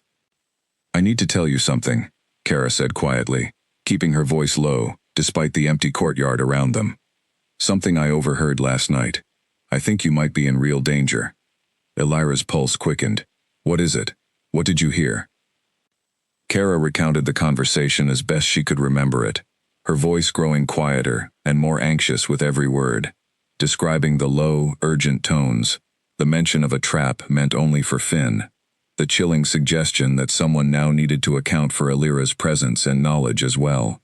By the time she finished, Alira stood frozen in stunned silence, her mind racing to process the full, terrible weight of what she had just learned. "The trap," she said slowly, working through the implications aloud. "The one Finn was caught in. You're saying it wasn't an accident at all?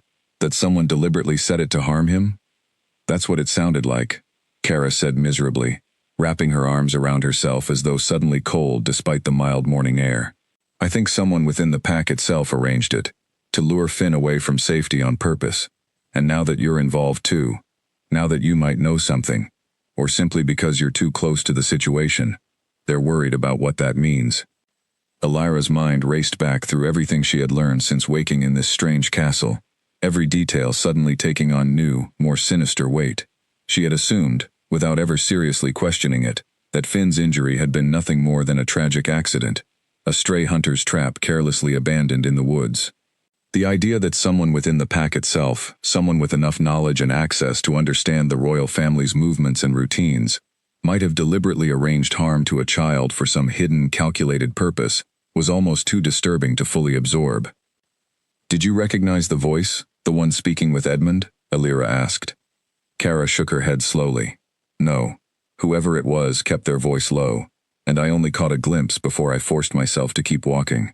A dark cloak, nothing more. I didn't dare look closer, not after hearing what they were discussing." "We have to tell the king," Alira said finally, her voice firm despite the fear coiling tightly in her chest. "Finn could be in danger again, and so could you now, for knowing what you overheard. We cannot simply stay silent about something like this." Kara nodded, though her expression remained anxious and uncertain. "Edmund is powerful, Alira, second only to the king himself in matters of pack governance. If we're wrong about what I heard, if I somehow misunderstood the conversation, accusing him of something like this could bring serious consequences down on both of us. Consequences neither of us has the standing to survive easily." "And if we're right and we say nothing," Alira countered, her voice steady despite her own fear, "then we're allowing a child to remain in continued danger, along with anyone else this conspiracy might be willing to hurt in pursuit of whatever goal drives it. I would rather face the consequences of speaking than live with the consequences of silence." Kara studied her for a long moment, something like admiration flickering through her worried expression, before finally nodding in firm agreement. Together, the two women made their way through the castle corridors toward the private wing, where Draven typically conducted his morning business, Alira's heart pounding with every step, uncertain how the king would receive such a serious accusation against one of his most trusted advisors. They found him within the hour, meeting privately in his study, a room lined with old books and detailed maps that Alira had never before been permitted to enter. Draven looked up in surprise as they entered, his expression shifting quickly from mild curiosity to sharp, focused attention, the moment he registered the tension evident on both their faces. "What has happened?" he asked immediately, rising from his chair. Kara recounted the conversation once more, her voice steadier this time, bolstered perhaps by Alira's quiet, encouraging presence beside her. Draven listened with an expression that grew increasingly hard and dangerous with every passing moment, his amber eyes darkening into something far more predatory than Alira had ever witnessed from him before, a glimpse of the formidable power that lay coiled beneath his usually composed exterior. "You are certain of what you heard," he said finally, his voice deceptively calm, though the tension radiating from his powerful frame was unmistakable to anyone paying close attention. "I'm certain," Kara said, though her voice trembled slightly beneath the weight of his intense focus. "Edmund spoke with someone I didn't recognize, someone wearing a dark cloak that hid their face entirely. They spoke about the trap, about it being meant only for Finn, and about needing to account for Alira now that she was involved as well, now that she might know too much, or pose too great a risk to whatever plan they were discussing." Draven was silent for a long, taut moment, his jaw tight, his hands clenched at his sides as he processed the full weight of this betrayal. When he finally spoke, his voice carried a cold, controlled fury that sent a shiver down Alira's spine, despite knowing it was not directed at her. "Edmund has served this pack faithfully for over a decade. I trusted him with matters of great importance, with the safety and governance of everyone within these walls. If he has betrayed that trust to harm my own family, there will be no mercy shown to him, regardless of his position or years of prior service." "What do we do now?" Alira asked, watching the storm of emotion working behind the king's controlled exterior. "We proceed carefully," Draven said, his mind already working through the tangled implications of what he had just learned. "If Edmund suspects that we know of his involvement, he may act rashly, attempting to silence the evidence against him before we can properly expose it. Or worse, he may simply disappear entirely, before we can uncover the full extent of his plans, and whoever he is working alongside. We need proof beyond a single overheard conversation, however trustworthy the source. We need to move deliberately, not hastily." He turned to Kara then, his stern expression softening slightly with genuine gratitude. "You have done nothing but serve this pack faithfully, by bringing this information forward, at considerable personal risk to yourself. You will be protected, and your courage in coming to me will not be forgotten, whatever comes of this investigation. But I need to ask something further of you, if you are willing." Kara straightened slightly, nervous but resolute. "Whatever I can do to help, Your Majesty." "Continue as though nothing has changed," Draven said. "Keep your eyes and ears open, without drawing any suspicion toward yourself. If Edmund believes his conversation went entirely unnoticed, he is more likely to continue his plans openly enough that we can gather the proof we need to expose him fully before the full council." Kara nodded, clearly unsettled by the weight of the responsibility now resting on her shoulders, but resolute nonetheless. "I understand, Your Majesty. I won't let you down." After she left to return to her duties, Draven turned to Alira, his expression shifting into something more personal, more urgent than the focused authority he had shown moments before. "You should not remain unguarded, not until we understand the full scope of this threat, and who else might be involved. I intend to assign guards to watch over you at all times, beginning immediately." "I don't need protecting," Alira said automatically, though even as she spoke the words, she recognized the thin, uncertain fear beneath her own instinctive bravado. She had never imagined, when she stumbled upon that injured cub in the woods, that her simple act of kindness would draw her so deeply into a web of political conspiracy and genuine danger that now threatened her very life, and possibly the lives of others she had come to care for. "Perhaps not," Draven said, stepping closer, his voice softening in a way that made her breath catch unexpectedly in her throat. "But I find that I cannot bear the thought of anything happening to you, Alira, not after everything you have already given for this pack, for my family, for Finn's very life. Please, allow me this one concession, if nothing else." The raw sincerity threading through his voice left little room for further argument, and Alira found herself nodding, despite her natural instinct towards stubborn independence. Something had shifted between them in that quiet study, something that went far beyond simple gratitude, beyond the debt he insisted so firmly he owed her. She could see it reflected clearly in his eyes, in the careful, deeply protective way he now looked at her, and she suspected, with a small, nervous flutter of anticipation, that he could see the same growing feeling mirrored openly in her own expression as well. 2 guards were assigned to her protection within the hour, silent, watchful men who followed at a respectful distance wherever she went throughout the castle, and though their presence was meant to offer comfort and security, Alira found instead that it only deepened her lingering sense of unease. Every glance from a passing stranger now felt weighted with new, uncertain possibility. Every closed door she passed seemed to hide some hidden, unknown threat. The castle that had begun to feel almost like a genuine home in recent days now felt thick with fresh tension, every shadow suddenly suspect, every quiet corner potentially harboring danger she could not fully name or anticipate. Draven, meanwhile, moved carefully and deliberately in the days that followed, gathering what further evidence he could, without revealing openly that Edmund had fallen under serious suspicion. He consulted quietly with a small, trusted circle of advisors, men and women who had served his family faithfully for generations, and whose loyalty had never once wavered throughout even the most difficult periods of Pack history. Together, they began piecing together a clearer picture of Edmund's recent movements, his private meetings, the subtle, calculated ways he had positioned himself to gain greater influence over important Pack decisions in recent months, patterns that, once noticed, seemed almost too obvious to have gone unquestioned for so long. He has been meeting regularly with representatives from the Ashwood Pack, Owen reported quietly, during a private meeting held late one evening in Draven's study, well after most of the castle had settled into quiet sleep. Officially, these meetings were arranged to discuss ongoing trade agreements along our shared border territories. But the frequency of these meetings, and the careful secrecy surrounding them, suggests something considerably more significant is at play beneath the surface. Draven's expression darkened further at this confirmation of his growing suspicions. The Ashwood Pack had long harbored quiet ambitions of expanding their territory at Nightfall's expense, and tensions between the 2 packs had simmered beneath a fragile, carefully maintained surface of formal diplomacy, for longer than Draven himself had held the throne. If Edmund had truly allied himself with Ashwood's territorial interests, the implications of his betrayal extended far beyond a simple, isolated plot against one vulnerable child.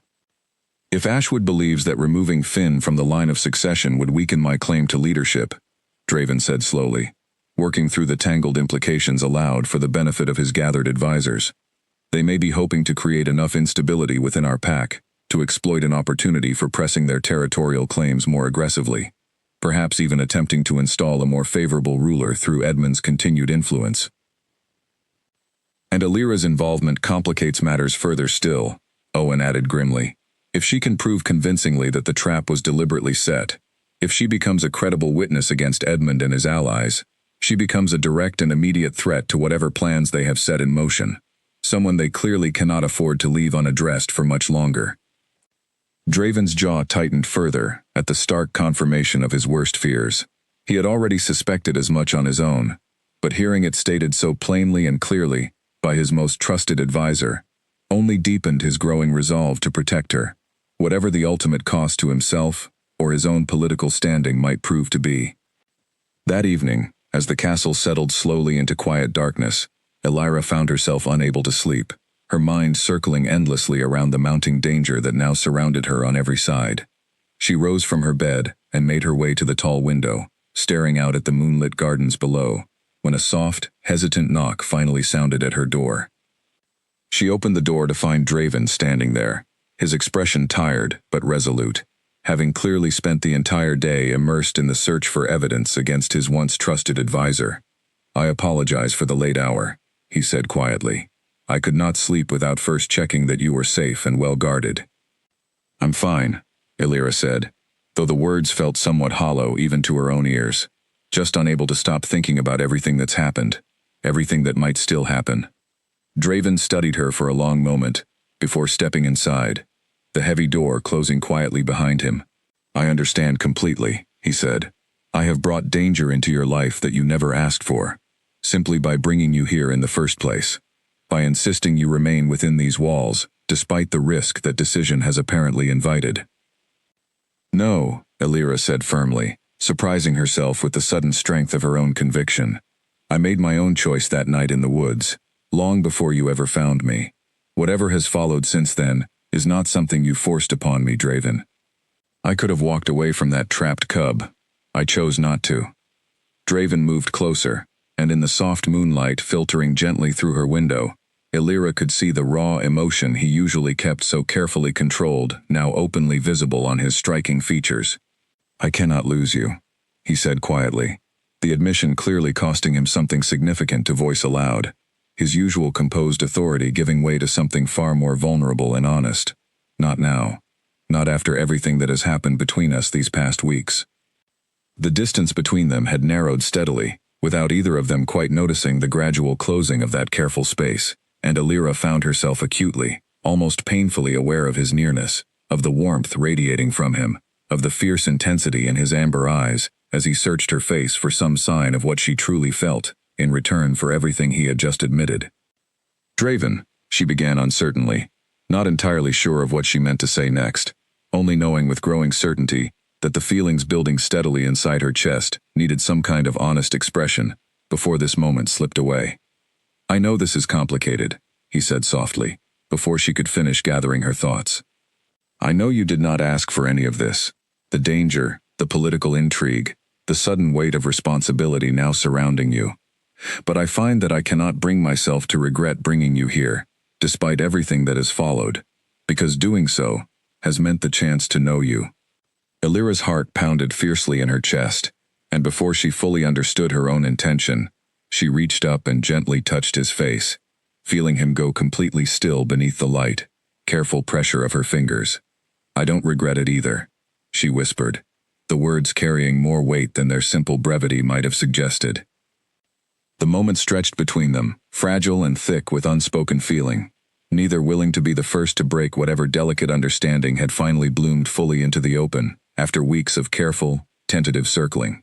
Draven's hand rose slowly to cover hers where it still rested against his cheek, his amber eyes never once leaving her own, and for one suspended heartbeat, it seemed as though nothing else in the entire world existed beyond the quiet, moonlit space between them.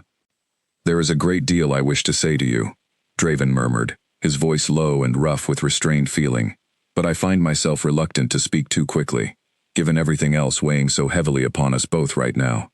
I would not want you to mistake fear or danger for something it is not. And what if it isn't fear? Illyra asked softly, her own voice barely above a whisper, surprising herself with her boldness, even as she spoke the words aloud. Something shifted in Draven's expression at her quiet question, a flicker of hope quickly tempered by careful restraint. Then perhaps, he said, once this danger has passed, once Edmund's betrayal has been fully exposed and answered for, we might find the proper time to speak more fully of whatever this is that continues to grow between us. Illyra nodded slowly, understanding and accepting the wisdom in his careful caution, even as some small, impatient part of her wished he had simply closed the remaining distance between them, regardless of the danger still circling just beyond these walls. I would like that, she said simply, whenever the proper time comes. Draven's expression softened into something achingly tender, and he pressed a light, lingering kiss to her forehead, a gesture far more restrained than either of them truly wanted in that suspended moment, but one that carried within it every unspoken promise neither felt quite ready yet to voice aloud. Sleep now, he said quietly. The guards outside your door will not fail you, and neither, I promise, will I. He lingered a moment longer at the threshold after stepping back toward the door, glancing over his shoulder one final time with an expression that made her breath catch all over again, before finally slipping quietly out into the corridor beyond, leaving Illyra alone with her racing thoughts, and the persistent, warm memory of his touch still lingering against her skin. She did not fall asleep for a long while after that, her mind replaying every word, every charged glance, every careful, restrained moment they had shared. Somewhere beyond her window, the castle settled deeper into midnight stillness, guards patrolling the quiet corridors below, unaware that the fragile peace of that tender moment would not survive until morning. It was well past midnight when a sudden, sharp cry from somewhere outside her window shattered the quiet entirely, jolting Illyra upright in her bed, her heart lurching immediately from warm, lingering contentment into sharp, immediate alarm.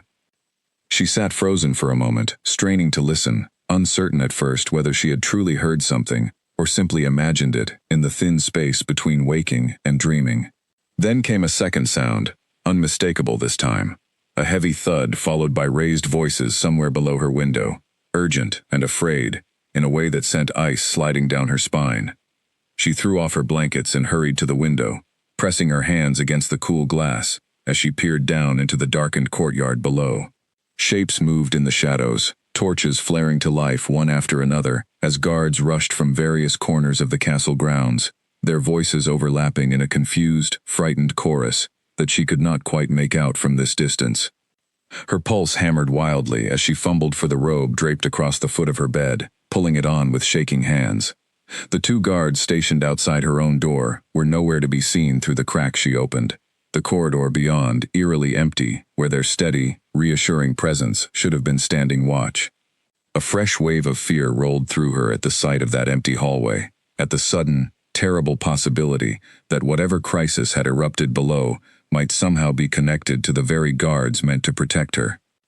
She hesitated only a moment at the threshold, torn between Draven's earlier instruction to remain safely within her chambers and the desperate need to understand what danger had just shattered the fragile peace of the night. In the end, fear for those she had come to care for outweighed caution for her own safety, and she stepped out into the empty corridor, following the distant sound of raised voices toward the stairs leading down to the courtyard, her bare feet silent against the cold stone floor, her heart pounding with dread over what she might find waiting for her when she finally reached the source of all that sudden, frightened commotion. The courtyard came into view as Alira rounded the final turn of the stairwell, and what she saw stopped her cold at the bottom step, her breath catching painfully in her throat. A small crowd had already gathered in a rough circle near the base of the eastern wall, torchlight flickering across pale, frightened faces, and at the center of that circle, one of the 2 guards who had been assigned to her protection lay motionless on the ground, a dark stain spreading steadily across the front of his uniform.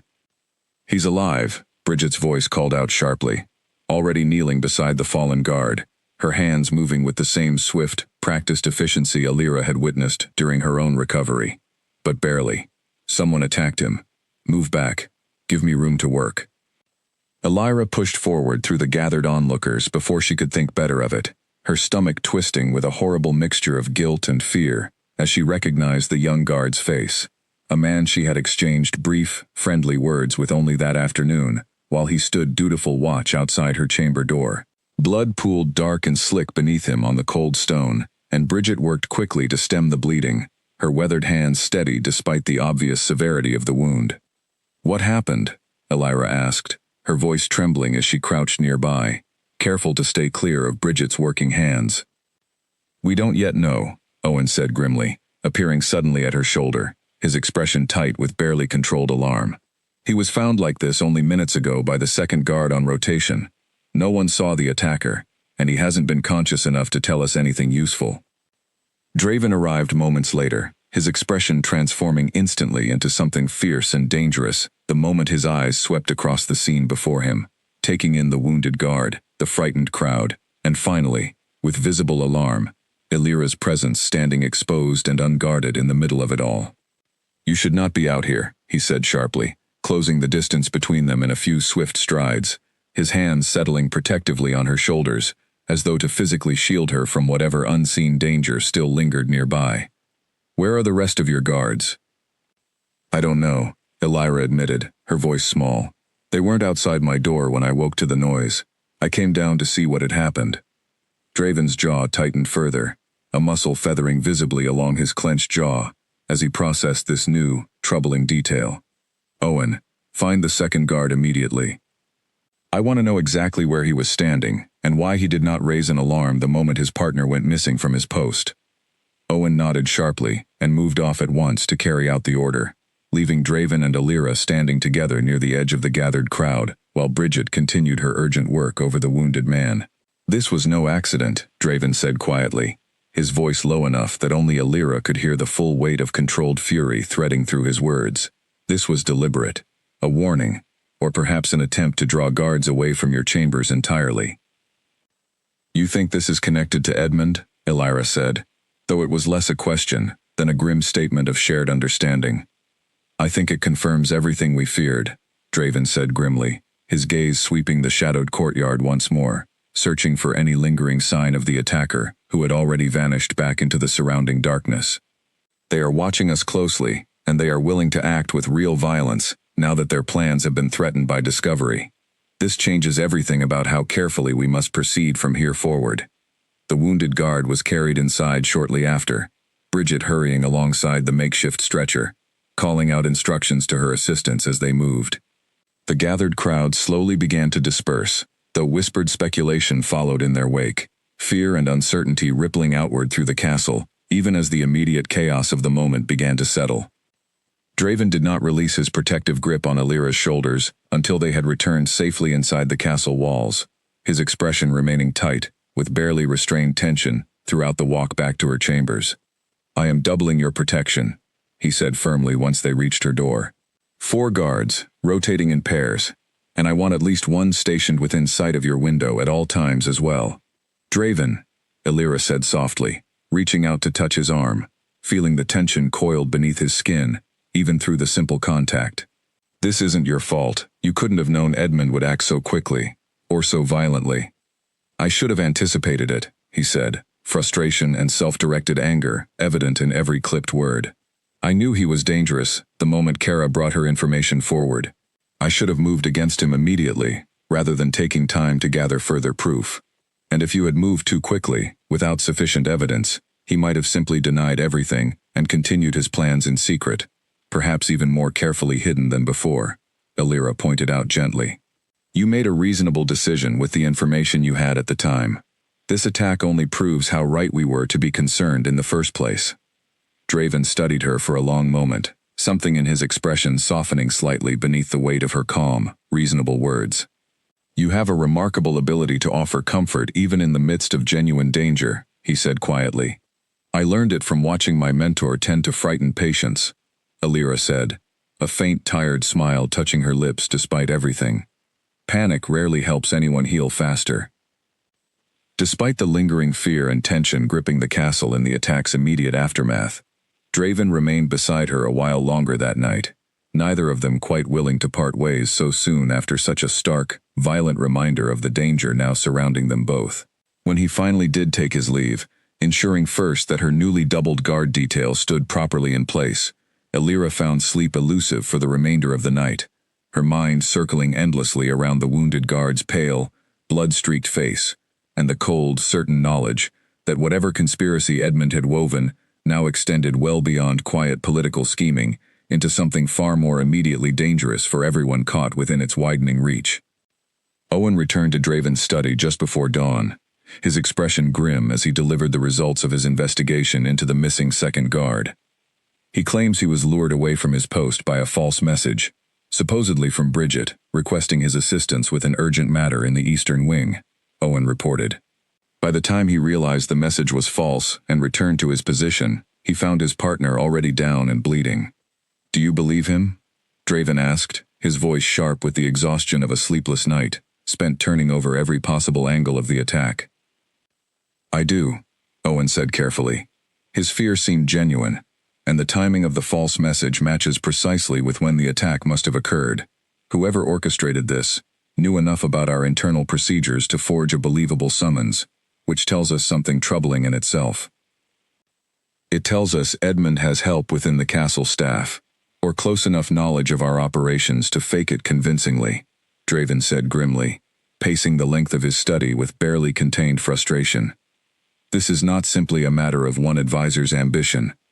This is a coordinated effort, with resources and knowledge extending further than I initially feared. By mid-morning, the wounded guard had regained enough consciousness for Bridget to permit a brief, careful visit, and Draven brought Alira with him to the healing chamber, hoping the guard might offer some fragment of useful information about his attacker. The young man lay pale and weak against his pillows, his voice barely above a whisper as he struggled to recall the details of the assault. "I didn't see a face," he admitted, wincing as he shifted slightly against the pillows supporting him. "Whoever struck me came from behind, moved faster than anyone I've ever encountered. But I remember a scent, faint, unfamiliar, something like burnt cedar mixed with something colder underneath, almost metallic." Draven's expression sharpened at this detail, exchanging a quick, meaningful glance with Owen. Ashwood warriors mark their blades with a cedar oil treatment to prevent rust in damp conditions, he said quietly. It is a distinctive practice, not commonly used elsewhere. Then this confirms Ashwood's direct involvement, Owen said grimly. Not simply Edmund acting alone, with distant political motivation, but an actual physical presence within our own territory, willing to strike against our own people. Illyra listened to this exchange with a growing knot of dread tightening in her stomach, the full scope of the danger they faced becoming clearer and more frightening with every new piece of information uncovered. This was no longer simply a matter of exposing one advisor's quiet betrayal through careful political maneuvering. This had become something far more volatile, an active, immediate threat involving warriors from a rival pack willing to shed blood within Nightfall's own walls to protect whatever plan they had set into motion. We need to move more quickly now, Draven said, his voice hardening with fresh resolve as he turned to address his gathered advisors. Whatever caution we exercised before, believing we had time to gather proof at a careful pace, that luxury has clearly run out. I want increased patrols along every border, and I want to know the moment any unfamiliar scent or presence is detected anywhere near our territory. The guard, exhausted from the effort of recounting his ordeal, drifted back into healing sleep shortly after, and Draven led Illyra from the chamber with a protective hand at the small of her back, his expression tight with a fresh, urgent worry that had not been present before this new confirmation of Ashwood's direct involvement. This is more dangerous than we realized, he admitted quietly, once they had stepped into the relative privacy of the corridor outside. If Ashwood warriors are willing to strike within our own walls, willing to risk open conflict between our packs, this directly, then whatever they believe is at stake must be significant indeed. Territory alone rarely justifies such bold, reckless action. What else could be driving them then? Illyra asked. I do not yet know, Draven admitted, frustration evident in the tight set of his shoulders. But I intend to find out, before this conspiracy claims any further victims among the people I am sworn to protect. Word of the attack had already spread to every corner of the castle by the time Illyra made her way to visit Finn later that afternoon, and she found the boy unusually subdued. His usual boundless energy dampened by fear he did not fully understand but clearly sensed pressing in around the adults he loved. He sat curled against his mother's side when Illyra entered the room, his small face solemn, in a way that tugged painfully at her heart. Is it true someone got hurt because of me? Finn asked quietly, the moment he saw her, his voice small and uncertain. Because of what happened in the woods? Illyra crossed the room quickly and settled beside him, taking his small hand gently in her own. None of this is your fault, Finn. Not the trap, and certainly not what happened last night. Whoever is responsible for these terrible choices, it is entirely their own fault, not yours. But if I hadn't gotten caught in that trap, you never would have come here, Finn pressed, his young mind clearly working through the tangled chain of cause and consequence, with more sophistication than Illyra had expected from a child his age. And then nobody would be trying to hurt you. Nora exchanged a worried glance with Illyra over her son's head, clearly uncertain how best to comfort him through fears that even the adults around him struggled to fully address. Finn, Illyra said gently, squeezing his hand. If I could go back to that night in the woods, knowing everything that has happened since, do you know what I would do? Finn shook his head, watching her with wide, uncertain eyes. I would do exactly the same thing, Illyra said firmly. I would free you from that trap all over again, and I would carry you here all over again, no matter what danger followed afterward, because you are worth that risk, Finn. You will always be worth that risk, to me and to everyone who loves you. The boy's lower lip trembled slightly before he threw his arms around her in a fierce, unexpected hug, and Illyra held him close, feeling some of her own accumulated fear ease slightly in the simple, honest comfort of the embrace. Nora watched the exchange with tears gathering once more in her eyes, though these carried a different weight than her earlier tears of relief and gratitude, something closer to fierce, protective love mixed with lingering worry over the danger still circling her family. Whoever is doing this, Nora said quietly, once Finn had finally released Illyra and settled back against the pillows, exhaustion from the emotional mourning evident in his suddenly drooping eyes. They will answer for it. My brother will not rest until they do. I believe that, Illyra said softly, watching as Finn's eyes finally slid closed in the beginnings of an exhausted nap. I only wish it hadn't required such violence to bring the truth fully into the light. Nora reached over and squeezed Elira's hand, where it still rested near her son's small, sleeping form. "You have already given this family more than we could ever properly repay," she said quietly. "Please, do not carry the weight of this danger as though it were somehow your burden alone to bear. Whatever comes next, you are not facing it without allies, Elira.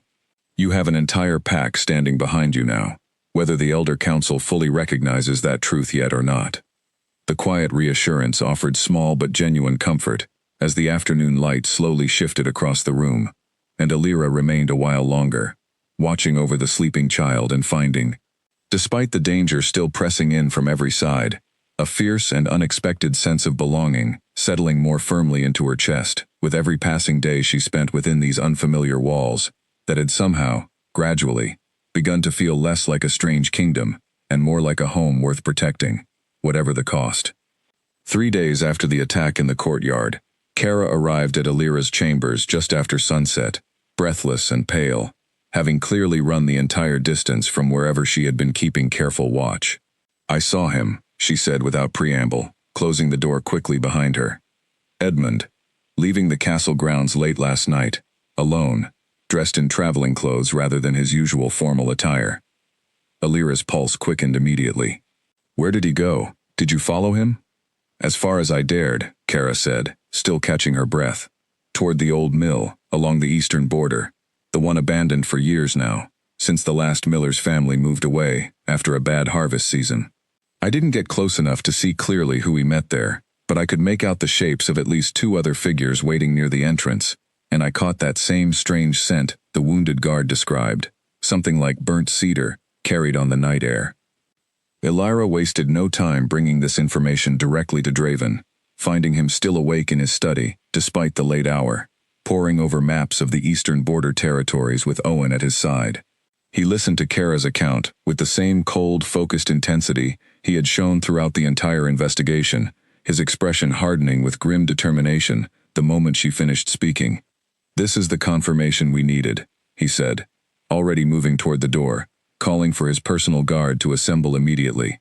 "If Edmund is meeting directly with Ashwood warriors at that mill, we have a chance to catch him in the act, to gather undeniable proof before the full council, rather than relying solely on overheard conversations and circumstantial evidence." "You cannot go yourself," Elira said, gripping his arm with sudden, fierce urgency as he prepared to leave, fear for his safety overriding her earlier restraint. "If this is truly connected to Ashwood, if Edmund is meeting with dangerous allies willing to attack within our own walls, you could be walking directly into a carefully prepared trap." Draven's expression softened slightly at her obvious, genuine concern, though his resolve remained entirely unshaken by it. "I appreciate your worry, Elira, more than you know, but I cannot allow this conspiracy to continue unchecked while I remain safely behind these walls. Every day we delay confronting this threat directly is another day that you, and Finn, and everyone else within this castle, remain in continued danger. I will take every possible precaution, I promise you that much." Elira wanted desperately to argue further, every instinct screaming against allowing him to walk into such obvious danger, but she understood, deep down, that he was right. The threat needed to be confronted directly and decisively, and further waiting only allowed the conspiracy more time to grow, to strike again, perhaps with even more devastating consequences than a single wounded guard. "Then let me come with you," she said instead, surprising even herself with the offer. "I know herbs and remedies that could prove useful, if anyone is injured during whatever confrontation follows." "Absolutely not," Draven said firmly, though genuine affection softened the sharp edge of his refusal considerably. "I have already nearly lost you once, to injuries far less deliberate than what might await at that mill. I will not risk placing you directly in harm's way again, not when there are other ways you can help from within these walls." She reluctantly agreed to remain behind, though the hours that followed his departure felt like some of the longest and most agonizing of her entire life. She paced the halls of the castle long after most residents had retired for the night, unable to settle into any kind of calm, her mind filled with worry for both Draven's safety and the deeply uncertain outcome of whatever confrontation now awaited him at that isolated, abandoned mill. Draven and his small band of trusted warriors approached the old mill under cover of darkness, moving with the careful, silent precision of hunters, long practiced in tracking prey through unfamiliar terrain. The structure rose ahead of them against the night sky, its broken wooden frame leaning at odd angles, the great water wheel long since fallen still and choked with vines. Firelight flickered faintly through gaps in the walls, betraying the presence of those gathered inside despite their attempts at discretion. Owen signaled the others to fan out around the building's perimeter, cutting off any possible avenue of escape before they moved to confront whoever waited within. Draven crept close enough to the nearest window to catch fragments of the conversation happening inside. Edmund's voice unmistakable even at a distance, low and urgent, speaking with two other figures whose accents marked them clearly as Ashwood natives. "The council meets again within the week," Edmund was saying. "If we cannot produce results before then, our window for action closes entirely." Draven grows more cautious by the day, and the girl's testimony grows more dangerous the longer she remains unharmed within his protection. "Our alpha grows impatient as well," one of the Ashwood warriors replied. "She expects this matter resolved quietly, without drawing attention that could be traced back to our territory." Draven had heard enough.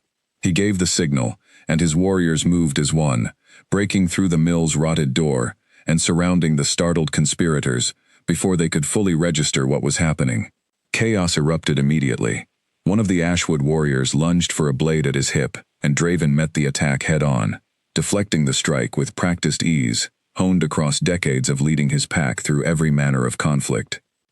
The fight that followed was brief but fierce, the confined space of the mill making every movement dangerous, wooden beams groaning overhead, with each violent collision of bodies against the structure's aging frame. Draven's forearm caught a glancing blow from a blade meant for his throat, the wound shallow but immediately bleeding freely, though he barely registered the pain in the heat of the confrontation. Owen wrestled one of the Ashwood warriors to the ground while two other Nightfall warriors closed in on the second, forcing a hasty, chaotic retreat. Edmund, ever the calculating survivor, did not stay to fight at all. The moment the confrontation began, he slipped toward a gap in the mill's rear wall, vanishing into the darkness of the surrounding trees before Draven could break free of the melee to pursue him directly. By the time the brief, violent skirmish had ended, both Ashwood warriors had escaped as well, melting into the night with the kind of practice speed that suggested they had planned an escape route in advance, anticipating exactly this sort of discovery. Draven stood amid the wreckage of the abandoned mill afterward, breathing hard, his forearm throbbing with the fresh wound, surveying the scene with grim, unsatisfied frustration. They had not captured Edmund, had not managed to seize any of the conspirators directly, but scattered across the dusty floor lay scraps of correspondence, hastily abandoned in the chaos of the retreat, bearing seals and markings that would prove, beyond any reasonable doubt, the depth of Edmund's betrayal, and Ashwood's direct involvement in the conspiracy against Nightfall's royal family. "We have what we need," Owen said, gathering the scattered papers carefully, tucking them securely inside his cloak. "Even without capturing them tonight, this evidence will be more than sufficient before the full council." Draven nodded grimly, allowing Bridget's assistant, who had accompanied them at his insistence given the obvious risk of injury, to bind the wound along his forearm with practiced efficiency. The ride back toward Nightfall Castle passed in tense, watchful silence, every member of the small party alert for any sign of pursuit or ambush along the darkened forest paths, though none came. Whatever numbers Edmund and his Ashwood allies had brought to that isolated meeting, they had clearly not anticipated discovery, and their hasty retreat left them in no position to mount any further confrontation that night. Nora found her eventually, sitting alone in the quiet castle gardens well past midnight, her expression tense with shared, sisterly worry despite the late hour. "He will be all right," Nora said gently, settling onto the stone bench beside her. "My brother is stronger and more capable than almost anyone I have ever known. He would not risk this direct confrontation if he did not genuinely believe he could handle whatever awaits him there, whatever numbers or dangers Ashwood might have prepared." "I know," Alira said softly, though the words did little to ease the tight, anxious knot lodged firmly in her chest. "But that knowledge doesn't make this waiting any easier to bear." Nora studied her for a long, quiet moment, a knowing, gentle understanding evident in her tired, but perceptive expression. You care for him a great deal, don't you? More than simple gratitude for what he has done in protecting you these past weeks. Elira felt heat rise in her cheeks, despite the seriousness of the moment, but she did not deny the truth of Nora's gentle observation. More than I ever expected to, given how strange and impossible all of this still feels most days, if I'm being entirely honest. He cares for you as well, Nora said with quiet certainty.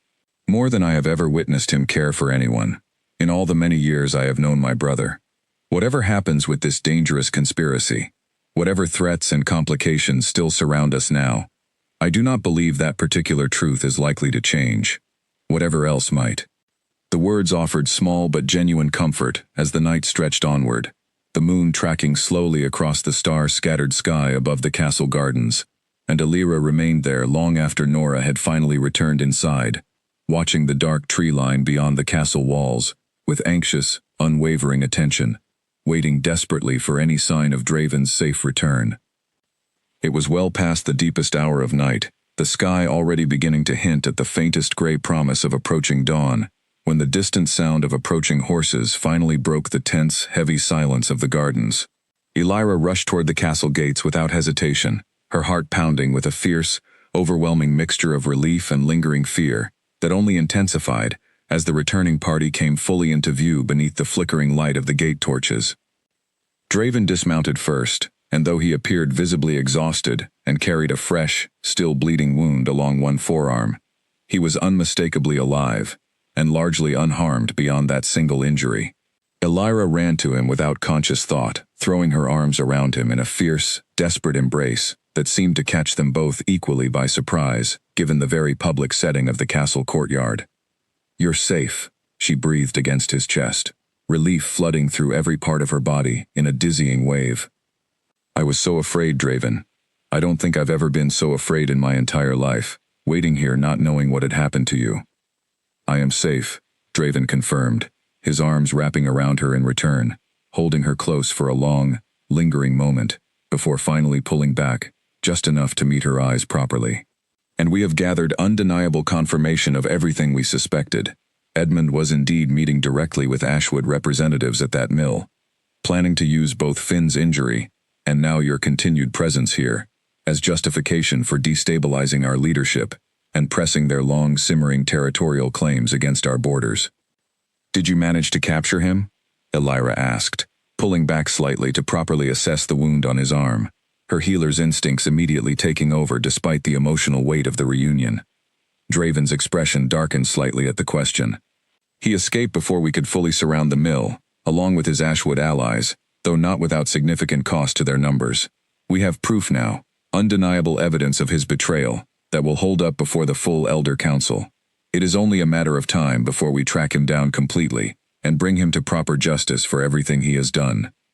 Bridget arrived within moments of their return, summoned by an alert stable hand, and immediately set about properly cleaning and redressing the wound along Draven's forearm, despite his half-hearted protests that the injury was minor and could wait until morning. "Kings bleed the same as anyone else," Bridget said tartly, unwrapping the hasty field dressing Owen had applied at the mill. "And wounds left untreated overnight have a nasty habit of turning worse by morning, majesty or not." Elira stayed close throughout the treatment, watching Bridget's practiced hands with quiet, professional interest, even as her own relief at Draven's safe return continued to settle more fully through her chest. "The blade that caught you," she said, studying the wound's edges carefully. "Was it clean?" "Bridget, has the wound been checked for any residue?" "Already checked," Bridget said approvingly, glancing up at Elira with something like professional respect flickering across her weathered features. "You have a healer's instincts, girl. No poison on this blade. Thankfully, only a clean cut that will heal well enough with proper care." Once Bridget had finished her work and departed to check on the guard's continuing recovery elsewhere in the castle, Draven and Elira remained together in the quiet study, the recovered documents from the mill spread across his desk between them, evidence of a betrayal that would soon shake the foundations of pack governance to their very core. "This will be enough," Draven said, studying the damning correspondence with grim satisfaction despite his obvious exhaustion. Sealed letters, bearing Ashwood's official mark, discussing troop movements and territorial plans, contingent upon my removal from power. The council cannot dismiss this as mere rumor or overheard conversation any longer. When will you present it? Illyra asked. As soon as arrangements can be made, Draven said.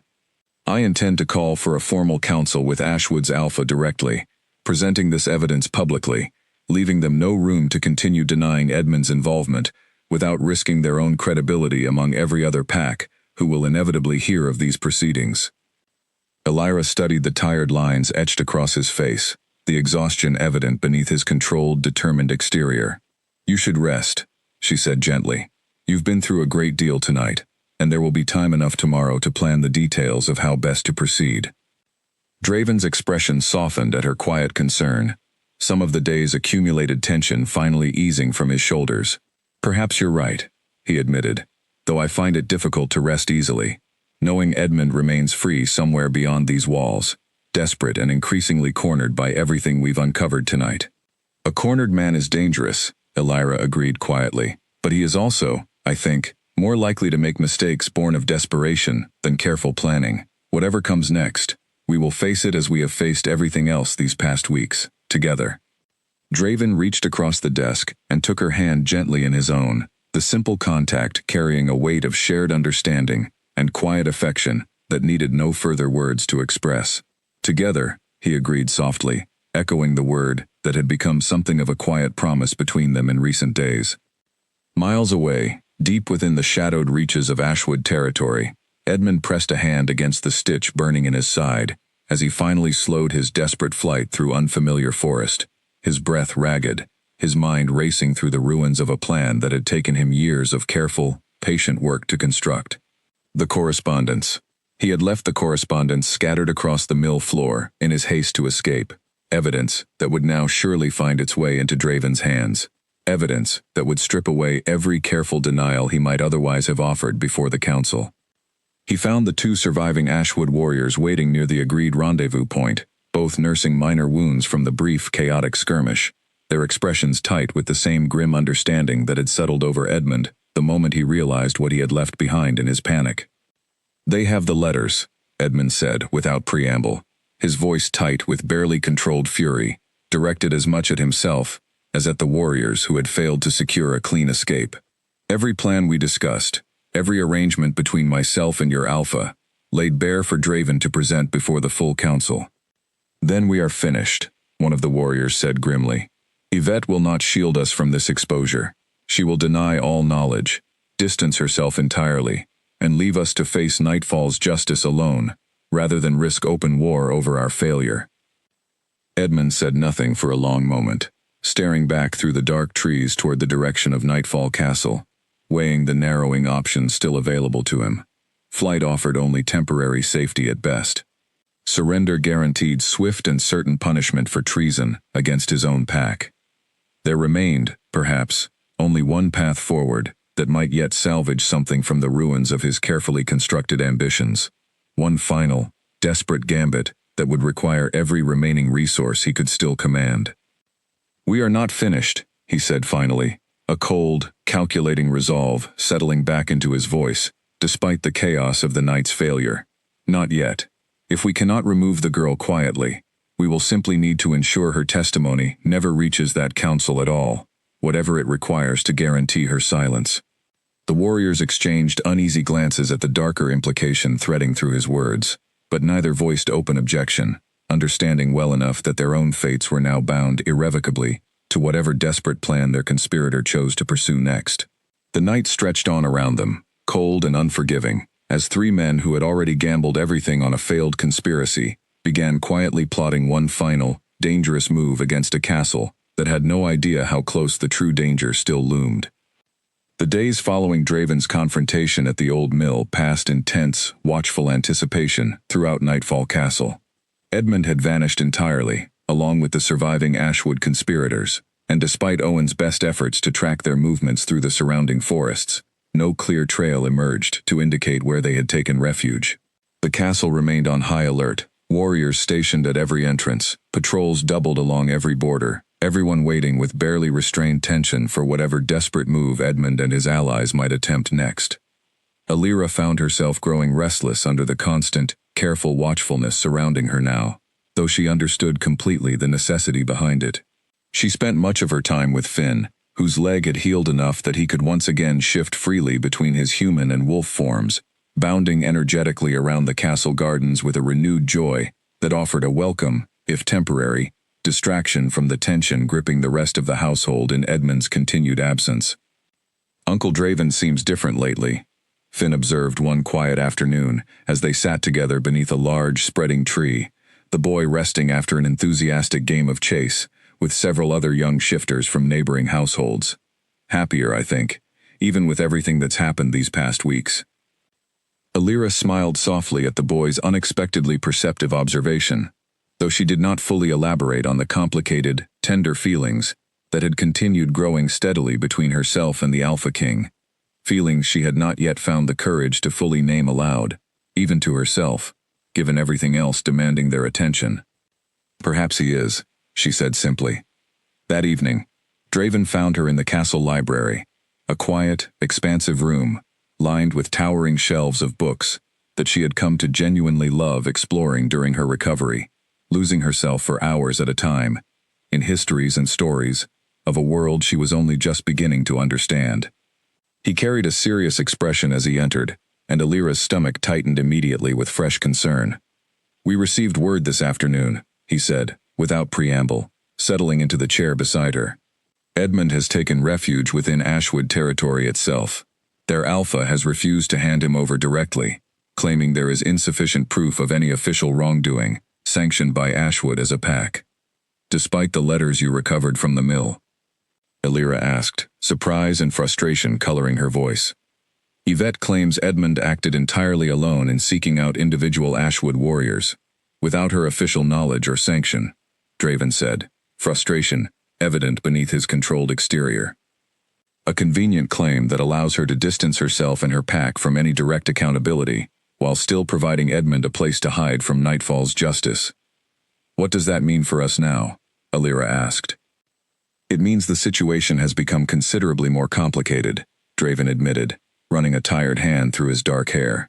"A direct military confrontation with Ashwood risks open conflict between our two territories, something neither pack can easily afford, given the losses such a war would inevitably bring to both sides. But allowing Edmund's betrayal to go entirely unanswered sets a dangerous precedent as well, one that could invite further attempts against my family, against you, from anyone who believes such treachery might go unpunished." Alira considered this carefully, understanding fully the impossible weight of the decision, now resting so heavily on Draven's shoulders. "What will you do?" she asked. "I have called for a formal council with the Ashwood Alpha directly," Draven said. "A meeting on neutral ground where I intend to present the evidence we have gathered publicly, before witnesses from multiple neighboring packs, leaving Ashwood no room to continue denying Edmund's involvement without risking their own standing and credibility among every other pack who will inevitably hear detailed accounts of the proceedings." "That sounds dangerous," Alira said, worry creeping unmistakably into her voice at the thought of such a direct, public confrontation. "It is," Draven agreed honestly, meeting her eyes with quiet, unflinching sincerity. "But it is also necessary. I cannot allow this threat to linger indefinitely, festering beneath the surface, not when it continues to endanger everyone I care about most." He paused, reaching out to gently take her hand in his own, his amber eyes searching hers with an intensity that made her breath catch. "And Alira, that includes you, perhaps more than anyone else, if I am being entirely honest about the depth of what I feel." Alira's breath caught at the raw sincerity threading through his voice, at the warmth radiating steadily from his gentle touch. "Draven," she said softly, "whatever happens with this council, whatever danger still lies ahead of us, I want you to know that I don't regret any part of the choice that first brought me here, even with everything that has happened since that night in the woods." "Even the danger?" he asked, a faint, wondering smile touching his lips. "Even the political intrigue, the attacks, the constant uncertainty of a world you never asked to become part of?" "Even all of that," she confirmed, meeting his gaze steadily. "Because it also brought me to Finn, to Nora, to Kara's genuine friendship, and to you. I would not trade any of it, not even knowing everything difficult that has followed." Draven's expression softened into something Alira had rarely witnessed from him before. A rare, entirely unguarded tenderness that seemed to strip away every layer of royal authority and careful formal distance that usually surrounded him like armor. "I have ruled this pack for many years now," he said quietly. "I have made countless difficult decisions, faced countless dangers and challenges throughout that time, but nothing has ever affected me quite the way meeting you has, Alira. You walked into a forest you had every reason to fear, and gave everything you had for a creature you owed absolutely nothing to. And somehow, in doing so, you gave me something I did not even fully realize I had been missing from my life until you arrived." He lifted her hand gently to his lips, the simple, tender gesture carrying more weight and meaning than any grand declaration could have possibly managed to convey. Alira felt tears prick unexpectedly at the corners of her eyes, overwhelmed by the depth of genuine emotion passing so openly between them in that quiet, book-lined room. "The council meeting with Ashwood will take place in 3 days' time," Draven continued after a long, meaningful pause, his voice growing more serious once again as practical concerns reasserted themselves. "I would like you to attend, if you are willing to face whatever scrutiny that might bring. Your testimony regarding the attack on your assigned guard, and everything you have personally witnessed since arriving here, could prove genuinely invaluable in exposing the full, undeniable scope of Edmund's betrayal before witnesses who cannot simply dismiss it as rumor." Alira nodded without hesitation, despite the nervous flutter that immediately rose in her chest at the thought of standing before such a formal, potentially hostile gathering. "Whatever I can do to help see justice properly served, I will do it, gladly." As the appointed day of the council steadily approached, tension within the castle grew noticeably thicker with each passing hour, every preparation carried out with careful, deliberate precision, befitting the gravity of what lay ahead. Alira spent long hours reviewing exactly what she would say, practicing her account of events with Owen's patient, thorough guidance, determined to present her testimony clearly and convincingly, despite the mounting anxiety steadily building within her chest as the confrontation drew ever nearer. Kara helped her prepare in quieter, more personal ways as well, choosing appropriate clothing for such a formal occasion, braiding her hair in a style that Nora suggested would convey proper dignity before the watching representatives of multiple packs. "You'll do wonderfully," Kara assured her the night before, tying off the final ribbon with careful precision. "You've already faced down far worse than a room full of stern-faced elders and cautious pack alphas." "Have I, though?" Alira asked, managing a shaky, nervous laugh despite everything. "Sometimes I think facing down that trap in the woods was considerably simpler than all of this political maneuvering." "Perhaps," Kara agreed, smiling warmly. "But you survived that too, and came out stronger for it. This will be no different, Alira. You have more courage than you give yourself credit for, and everyone who has come to know you these past weeks can see that clearly, even when you cannot quite see it in yourself." The night before the council was set to convene, Alira woke suddenly from a light, uneasy sleep, certain she had heard something move within her own chambers, despite the guards stationed diligently outside her door. She lay still for a moment, straining her ears against the darkness, telling herself it was only nerves ahead of tomorrow's difficult proceedings, when a floorboard creaked softly near the far wall, unmistakably close. Her heart lurched into her throat, and she reached slowly for the small dagger Owen had insisted she keep beneath her pillow since the attack on her guard, her fingers closing around the hilt with trembling but determined resolve. A shadow detached itself from the darker shadow near her window, moving with careful, deliberate silence toward her bed, and Alira did not hesitate a moment longer. She screamed, loud and sharp. At the same instant she rolled from the bed and scrambled backward, putting distance between herself and the intruder, while her voice carried clearly through the door to the guards stationed just beyond it. The door burst open within seconds, torchlight flooding the room as 2 guards rushed inside, weapons drawn, and the shadowy figure near her window whirled, abandoning whatever purpose had brought him there in favor of immediate flight, throwing himself through the window in a shower of broken glass rather than face capture. "After him," one guard shouted, already moving toward the shattered window, while the second remained firmly at Alira's side, checking urgently for any sign of injury. "I'm unharmed," Alira managed, her voice shaking, despite her best efforts to steady it, adrenaline still coursing hot and fast through her veins. "He didn't reach me. I heard him before he could. Draven arrived within moments, alerted by the commotion, his expression transforming instantly from urgent concern to barely contained fury the moment he confirmed Alira remained unharmed. He examined the shattered window himself, noting the careful, practiced way the intruder had clearly scouted this exact route beforehand, the placement of a rope still dangling from a nearby ledge, suggesting thorough advance preparation, rather than any opportunistic, spontaneous attempt. This was planned with real care, he said grimly, his jaw tight with restrained anger. Whoever sent them knew precisely which window led to your chambers, knew exactly when the guard rotation would leave the smallest possible gap in coverage. This bears every mark of Edmund's calculating hand. The pursuing guards returned empty-handed within the hour, reporting that the intruder had vanished into the surrounding darkness with practiced, professional efficiency, leaving no useful trail behind for them to follow. Bridget arrived to check Alira over regardless, finding her shaken but genuinely uninjured, the near miss leaving her nerves frayed, but her resolve, if anything, only strengthened further. They're afraid of what I'll say tomorrow, Alira realized aloud, sitting wrapped in a warm blanket while Bridget checked her pulse out of habitual thoroughness. This proves it beyond any remaining doubt. If my testimony didn't genuinely threaten their plans, they wouldn't have risked such a direct, dangerous attempt against me the very night before the council convenes. Which is precisely why we double every remaining precaution between now and tomorrow's proceedings, Draven said firmly, though the lingering fear, evident beneath his controlled exterior, betrayed just how close this narrow escape had truly come to ending in tragedy.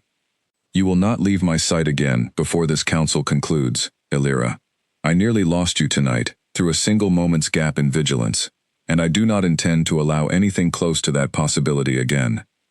Sleep proved elusive for the remainder of that tense night, Alira's mind replaying the Shadow's careful, silent approach again and again, though the fear gradually gave way to something harder and more resolved, as dawn finally began creeping over the horizon.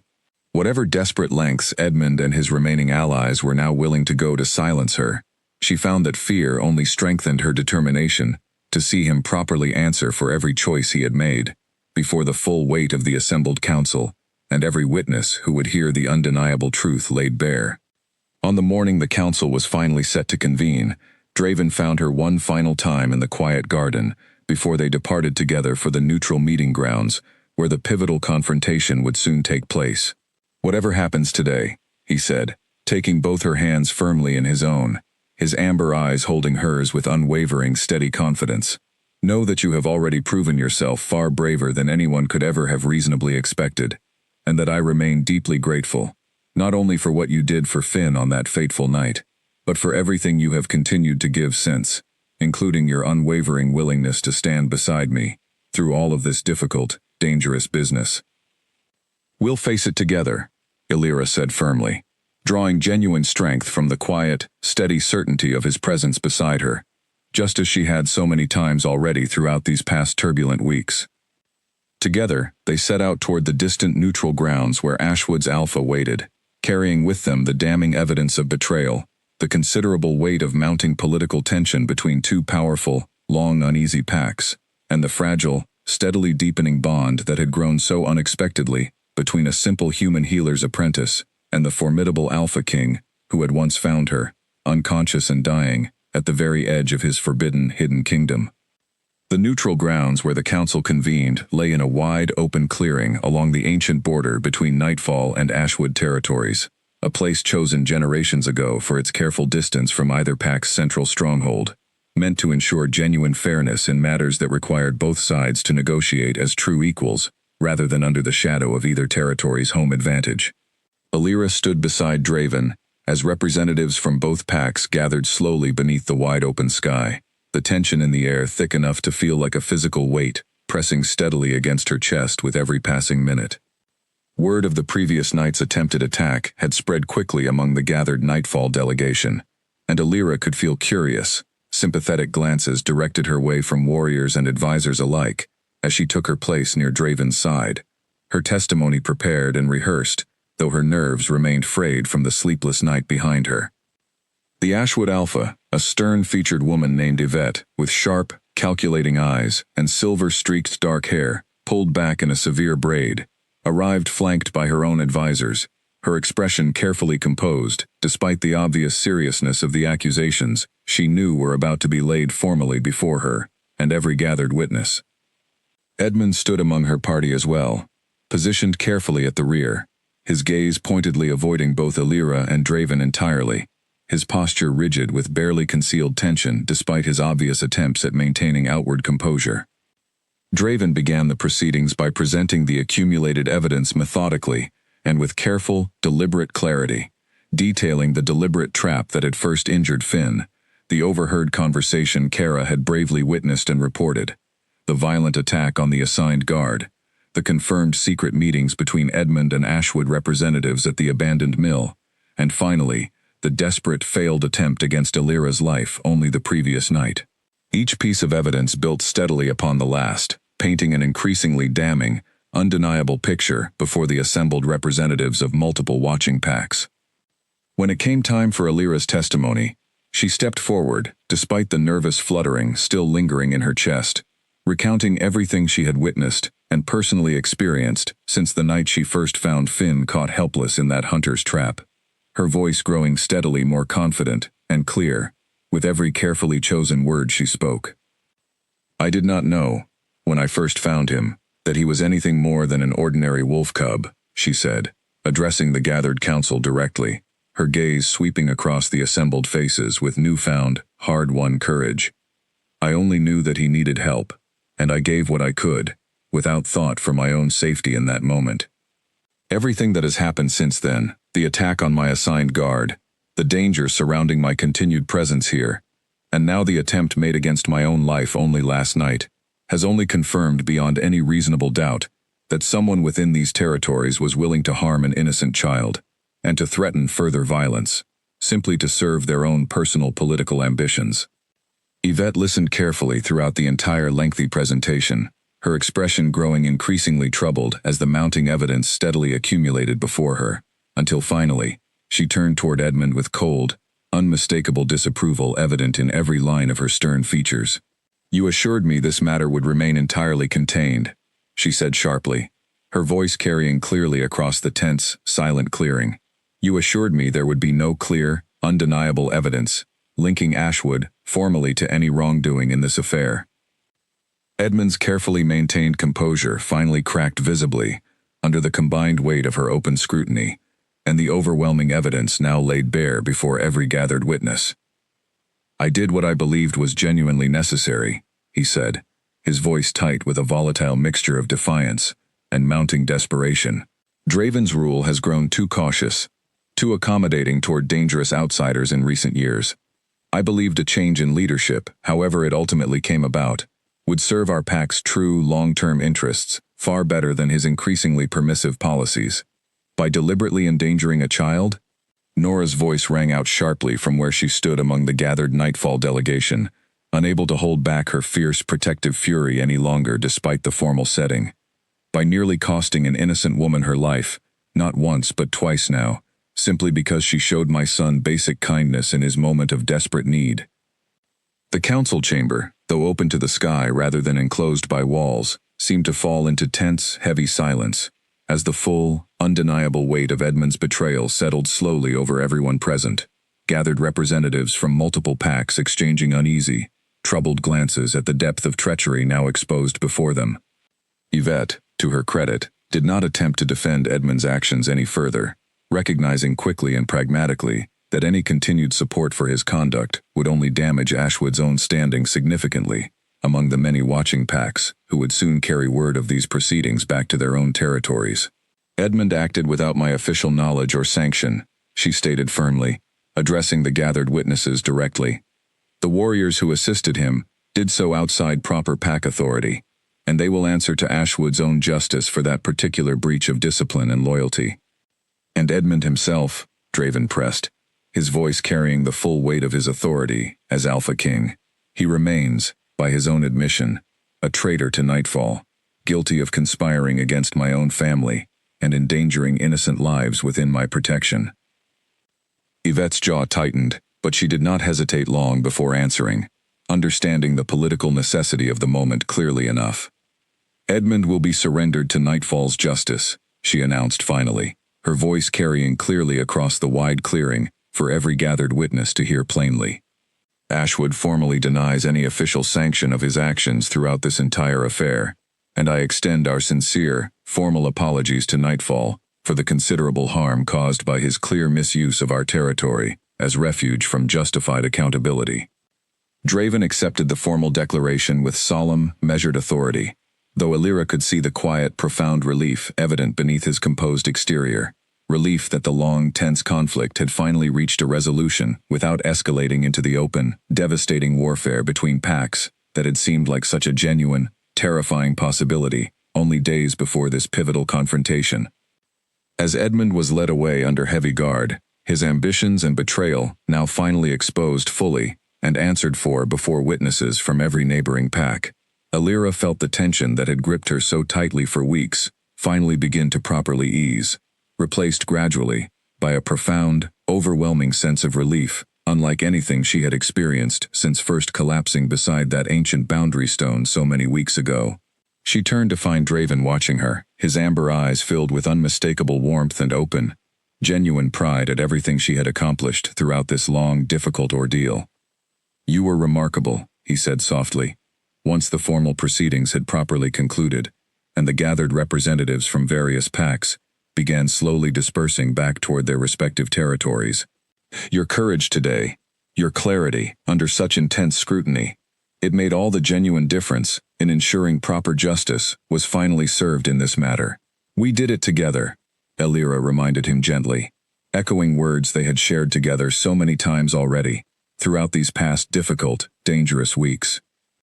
Draven smiled then, a full, entirely genuine smile that transformed his usually stern, composed features into something remarkably warm and open, in a way few had ever witnessed from their formidable Alpha King.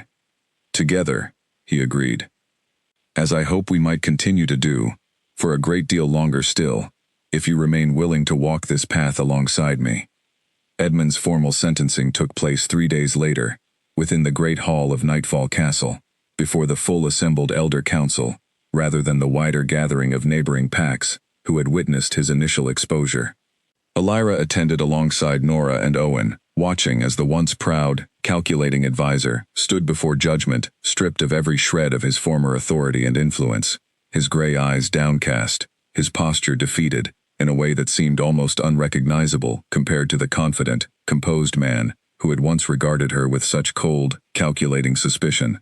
"You have betrayed this pack in every meaningful sense," the eldest council member declared, her voice carrying grave, formal weight through the silent hall. "You conspired with a rival territory against the very family you swore lifelong loyalty to protect. You orchestrated harm against a child barely old enough to understand danger, and you attempted, not once but twice, to silence an innocent woman who had done nothing beyond showing genuine kindness to a creature in need." Edmund said nothing in his own defense, having apparently exhausted whatever justifications he once believed adequately explained his choices during the private questioning that had preceded this formal, public sentencing. Draven, seated at the head of the assembled council, delivered the final judgment himself, his voice carrying the full, unwavering weight of his authority as Alpha King. "You are stripped of all rank, all title, and all standing within Nightfall Pack, effective immediately," Draven pronounced. "You will be exiled from these territories permanently, forbidden from ever returning under threat of far harsher justice should you violate these terms. Consider this mercy, Edmund, given the severity of your crimes. A different ruler, faced with such blatant treachery against his own family, might have chosen considerably less lenient consequences." Edmund's head finally lifted at these words, something bitter and resigned flickering across his weathered features. "Mercy," he repeated quietly, an edge of dark irony coloring the single word. "I suppose I should be grateful for that much, however little comfort it offers now." "You should be grateful you still draw breath at all," Owen said sharply from his position near the front of the gathered council, unable to fully contain his own lingering anger at the danger Edmund's actions had brought against people he had sworn personally to protect. The former advisor was led from the hall under heavy guard shortly after, escorted to the territory's border, where he would be released into permanent exile, his once considerable influence and ambition reduced entirely to nothing beyond whatever uncertain future awaited him beyond Nightfall's protective boundaries. Illyra watched him go with a complicated tangle of emotions she found difficult to fully untangle, relief chief among them, but also, unexpectedly, a small measure of something almost like pity for a man whose ambition had ultimately cost him everything he once valued. "Do you feel sorry for him?" Nora asked quietly, noticing the thoughtful expression lingering on Illyra's face as the great hall slowly began to empty around them. "A little, perhaps," Illyra admitted. "Not for what he did, which was unforgivable given everything it nearly cost, but for whatever drove him to believe such terrible choices were justified in the first place. It seems a lonely, bitter kind of ambition, to sacrifice everything meaningful for power that ultimately brought him nothing but this." Nora considered this with quiet thoughtfulness of her own. "Perhaps that is precisely why you were able to save my son in the first place, when so many others might have simply walked past a hurt creature in the woods without a second thought. You see people, Illyra, even people who have done terrible things, with a clarity and compassion that seems rare in this world, human or otherwise." Finn found Illyra later that same afternoon, in the quiet castle gardens, his energy fully restored now that his injured leg had healed completely, bounding toward her with his usual boundless enthusiasm. "Uncle Draven says the bad man is gone now," he announced, settling beside her on the familiar stone bench. "Does that mean nobody will try to hurt you anymore?" "I hope so," Illyra said honestly, wrapping an arm gently around the boy's shoulders. "Though I think, more than that, it means we can all finally stop being so afraid, and start simply enjoying our lives again, without that fear hanging over everything we do." "Good," Finn said with the simple, uncomplicated satisfaction of a child whose immediate world had been set right again. "Because I want to show you the good fishing spot, down by the eastern stream, and Uncle Draven said I couldn't take you there until everything with the bad man was properly settled."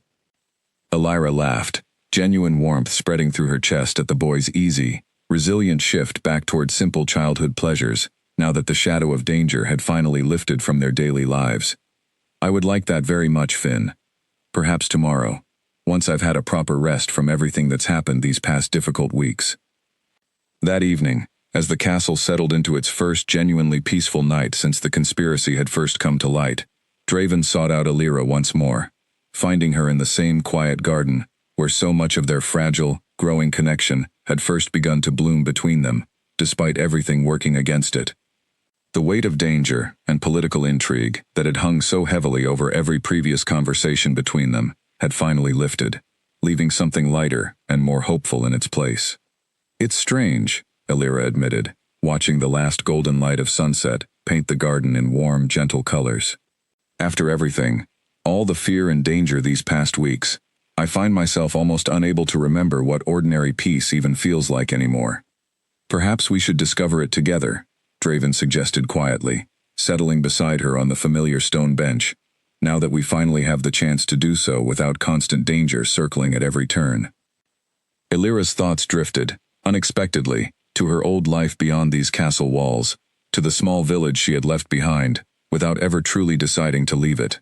"I should send word," she said slowly, thinking aloud, more than truly addressing him directly, "to my mentor, back in the village. She raised me after my mother passed. She has no way of knowing whether I'm alive or dead, and it has been so many weeks now. She must fear the very worst by now." Draven's expression grew thoughtful at this, some of the day's lingering lightness giving way to careful consideration. "I had not considered that you might have someone waiting for word, worrying after you all this time. I apologize for not thinking of it sooner, given everything else demanding our attention these past difficult weeks." "It isn't your fault," Illyra said gently. "There has hardly been a quiet moment to consider much beyond immediate survival for either of us." "Then let us remedy that now," Draven said, rising from the bench with fresh purpose. "I will have a rider prepared to carry a letter to your village at first light tomorrow, along with an escort to ensure safe passage. Whatever you wish to tell her, however much or little you choose to share about everything that has happened, the choice remains entirely yours." Illyra spent that evening composing the letter carefully, describing enough of the truth to ease her mentor's fears, without overwhelming her with details that might prove difficult to fully believe from so great a distance. She wrote of finding an injured creature in the woods, of the debt owed for saving it, of new friends found in an unexpected place, choosing her words with the same careful consideration she had once used when explaining difficult diagnoses to frightened patients back home. The writer departed at dawn the following morning, and Alira found herself watching from her window long after he had disappeared into the tree line, a strange, bittersweet ache settling in her chest at the thought of her old life continuing on without her, even as her new life here within Nightfall's walls grew steadily richer and more meaningful with each passing day. Word returned nearly a week later, carried by the same writer along with a hastily written but unmistakably relieved reply from her mentor, expressing joy at Alira's survival mixed with gentle, knowing amusement at the careful vagueness of her explanation. The old healer had clearly read between the lines of Alira's careful words, sensing more than had been directly stated, and her closing lines carried a warmth that brought fresh tears to Alira's eyes as she read them alone in her chambers. "Whatever path led you there, child," the letter read, "I trust you followed it because it was the right one. You always did have more courage than sense, much like your mother before you. Live well, wherever that path now leads you, and do not let worry for this old woman keep you from whatever happiness you have found." The letter settled something restless in Alira's chest that she had not fully realized was still unresolved, a quiet permission, freely given, to fully embrace whatever new life had begun unfolding before her within these unfamiliar walls that had gradually, unexpectedly, become something worth calling home. Autumn had begun settling over Nightfall territory by the time Draven finally asked Alira to walk with him beyond the castle's familiar gardens, leading her instead along a quiet forest path she did not immediately recognize. The changing leaves overhead, painting the canopy in warm shades of amber and gold that seemed to match the color of his eyes, almost too perfectly to be entirely coincidental. "Where are we going?" Alira asked, curiosity mixing with the easy comfort that had grown so naturally between them over these past peaceful weeks, since Edmund's exile had finally lifted the shadow of danger from their daily lives. "Somewhere I have been wanting to show you for some time now," Draven said, a hint of uncharacteristic nervousness threading through his usually confident voice. "Though I confess, finding the right moment proved more difficult than I anticipated, given everything else we faced together." The path wound gradually upward through increasingly familiar terrain, and Alira's steps slowed as recognition finally dawned, her breath catching as they emerged into a small clearing she knew intimately despite the changed season. The ancient boundary stone stood before them, weathered and moss-covered as ever, marking the exact spot where her entire life had irrevocably changed on that fateful night so many weeks ago.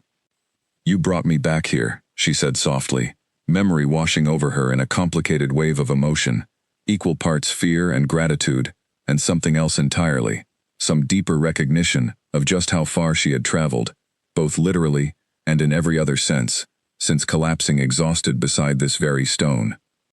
"I wanted to show you this place again," Draven said, "not as it was that night, full of fear and uncertainty and desperate danger, but as it truly is, as the place where everything meaningful in my own life finally began, though I did not fully understand that truth until much later." Alira reached out and touched the cold, familiar surface of the stone, remembering the desperate weight of the cub in her arms, the cold weakness spreading through her own failing body, the golden eyes she had glimpsed watching her from the shadows just before darkness finally claimed her entirely. "I was so afraid that night," she admitted quietly, "not just for the cub, though certainly for him too, but afraid of dying alone in these woods, with no one ever knowing what had happened to me." "You were never truly alone," Draven said gently, moving closer. "I was already watching by then, though you could not have known it. I followed you through these woods the moment I caught your scent mixed with my nephew's blood, and I have not truly stopped watching over you since. Not once, in all the weeks that have followed." Alira turned to face him fully, something in his tone carrying more weight than simple reassurance about that long-ago night. "Draven, what is this really about?" He reached into his cloak and withdrew a small, carefully wrapped bundle, his hands, usually so steady and controlled in every circumstance, betraying the faintest tremor as he unwrapped it to reveal a delicate silver pendant, shaped unmistakably like a wolf, curled protectively around a small, embracing figure. The craftsmanship intricate and clearly personal, rather than simply ornamental. "I commissioned this shortly after Edmund's exile," he said, his voice low and unusually uncertain for a man who commanded absolute authority over an entire kingdom. I have spent every day since then, trying to find the proper words to explain what I wish to ask of you, and I find myself, even now, uncertain whether any words could adequately capture everything I feel. Alira's heart pounded fiercely as she watched him, understanding, beginning to dawn even before he spoke another word. I have ruled this pack for many years now, Draven continued, carrying the weight of countless decisions, countless burdens, always alone in the truest sense that mattered most, even surrounded by advisors and family who cared for me deeply. I never expected, never even allowed myself to hope, that I might find someone who could share that weight alongside me, who could see past every title and expectation to know the person underneath them. He stepped closer still, until barely any distance remained between them, his amber eyes holding hers with an intensity that stole the breath from her lungs entirely. You gave everything you had for a stranger you believed to be nothing more than a lost, ordinary animal, expecting nothing in return. You have continued giving everything since, standing beside me through danger and political intrigue and every difficulty this world has thrown at us, never once wavering in your courage or your compassion. I love you, Alira. Not out of gratitude alone, though that gratitude remains real and lasting, but because of exactly who you are, in every sense that matters. Tears gathered freely in Alira's eyes now, overwhelming happiness mixing with the lingering, bittersweet memory of fear that had first brought her to this exact spot. Draven, she managed, her voice thick with emotion. I am asking you to stay, he said, pressing forward before she could fully find her own words. Not simply as a guest under my protection any longer, but as my equal, my partner, my chosen mate, in every sense our traditions recognize as sacred and binding. I am asking you to build a life here permanently, with Finn, with Nora, with Kara, and everyone else who has come to love you these past months. And most of all, I am asking you to build that life with me, if you will have me. Alira looked down at the beautiful pendant, still held carefully in his outstretched hand, then back up at his face, at the raw vulnerability so openly displayed there despite his formidable authority and standing, and found she did not need even a single moment to consider her answer. Yes, she said, her voice breaking with joyful emotion as the word left her lips. Yes, Draven. I want to stay. I want to build a life here, with all of you, with Finn's endless energy, and Nora's warmth, and Kara's steadfast friendship. And most of all, yes, I want to build that life with you. Draven's composed exterior finally broke entirely at her answer, a broad, unguarded smile transforming his striking features into something Alira had only glimpsed in rare, precious moments throughout their time together. He fastened the pendant carefully around her neck, with hands that trembled with obvious joy rather than nervousness now, then drew her into his arms, holding her close as the golden autumn light filtered gently through the canopy above them. I love you too, Alira whispered against his chest, the words feeling both entirely new and somehow inevitable, as though she had been building toward this exact moment, since the very instant she first freed a small, injured creature from a cruel trap in these very woods, never once imagining where that simple act of kindness might eventually lead her. They remained there together for a long while, wrapped in each other's arms beside the ancient boundary stone that had witnessed the beginning of everything between them, before finally beginning the walk back toward the castle that Alira now, without any hesitation or doubt remaining in her heart, thought of simply and completely as home. News of their engagement spread through Nightfall Castle with remarkable speed, and the celebration that followed in the days after stretched from the Great Hall out into every corner of the castle grounds, pack members from every corner of the territory arriving to offer their congratulations and blessings to the Alpha King and the remarkable human woman who had first captured his heart through an act of selfless, unthinking courage in the depths of Blackthorn Woods. Finn could barely contain his excitement, bounding between guests to announce proudly to anyone who would listen that Alira would soon officially be his aunt, a title he seemed to consider possibly the most important development in the entire castle's recent history. Nora embraced Alira warmly amid the festivities, tears of genuine joy replacing the earlier tears of fear and gratitude that had marked their very first meeting. I told you my brother cared for you more than he had ever cared for anyone else, Nora said, laughing through her happy tears. Though even I did not fully expect things to move quite this beautifully, this completely, in such a relatively short span of time. Kara, radiant with happiness for her dear friend, had helped prepare much of the celebration herself, insisting on personally overseeing every detail meant to honor the woman who had shown her such genuine, unguarded friendship since that very first, uncertain day when Elira had first woken confused and frightened within these unfamiliar walls. "You deserve every bit of this happiness," Kara told her quietly amid the joyful chaos of the celebration. "After everything you risked, everything you gave, watching you find this kind of joy means more to me than I can properly express." Bridget, ever practical even amid such joyful festivities, pulled Elira aside briefly, during a quiet moment, to offer her own gruff, characteristically understated blessing. "You have a healer's heart, and a warrior's courage in equal measure, girl. This pack is fortunate to have found you, whatever strange roundabout path first brought you to us. I expect you'll make a fine addition to our royal family, provided you remember to actually rest occasionally, rather than running yourself entirely ragged tending to every hurt creature that crosses your path." Elira laughed at the familiar, affectionate scolding, so reminiscent of her own mentor's frequent warnings back in her old village life. "I'll try my best, Bridget, though I suspect old habits may prove difficult to fully break." Owen approached later in the evening as well, offering his own quiet, sincere congratulations with the same steady dignity he brought to every aspect of his service to the crown. "I confess I held reservations when the king first insisted on your protection, those first uncertain days after he carried you through our gates," he admitted honestly. "Not out of any personal distrust toward you specifically, but from long years of caution regarding outsiders in general. I am glad to say those reservations proved entirely unfounded." "I understand completely," Elira said warmly. "I would have held the same reservations myself, in your position. Trust is not something that should be given freely without reason, and I had done nothing yet to earn it when you first met me."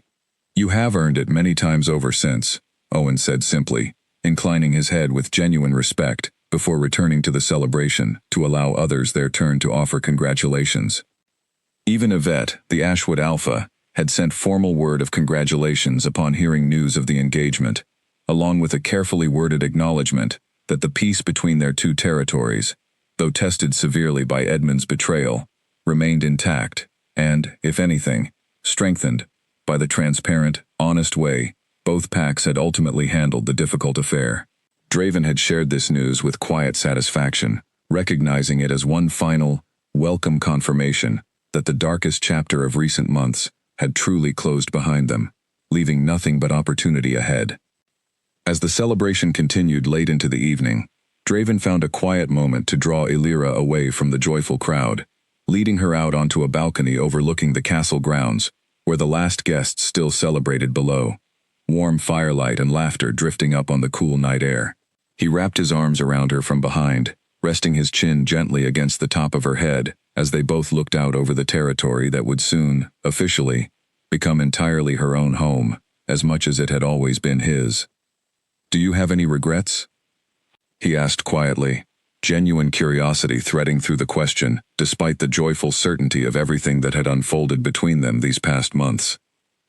Looking back at that night in the woods, at everything that followed from that single choice to help a stranger in need?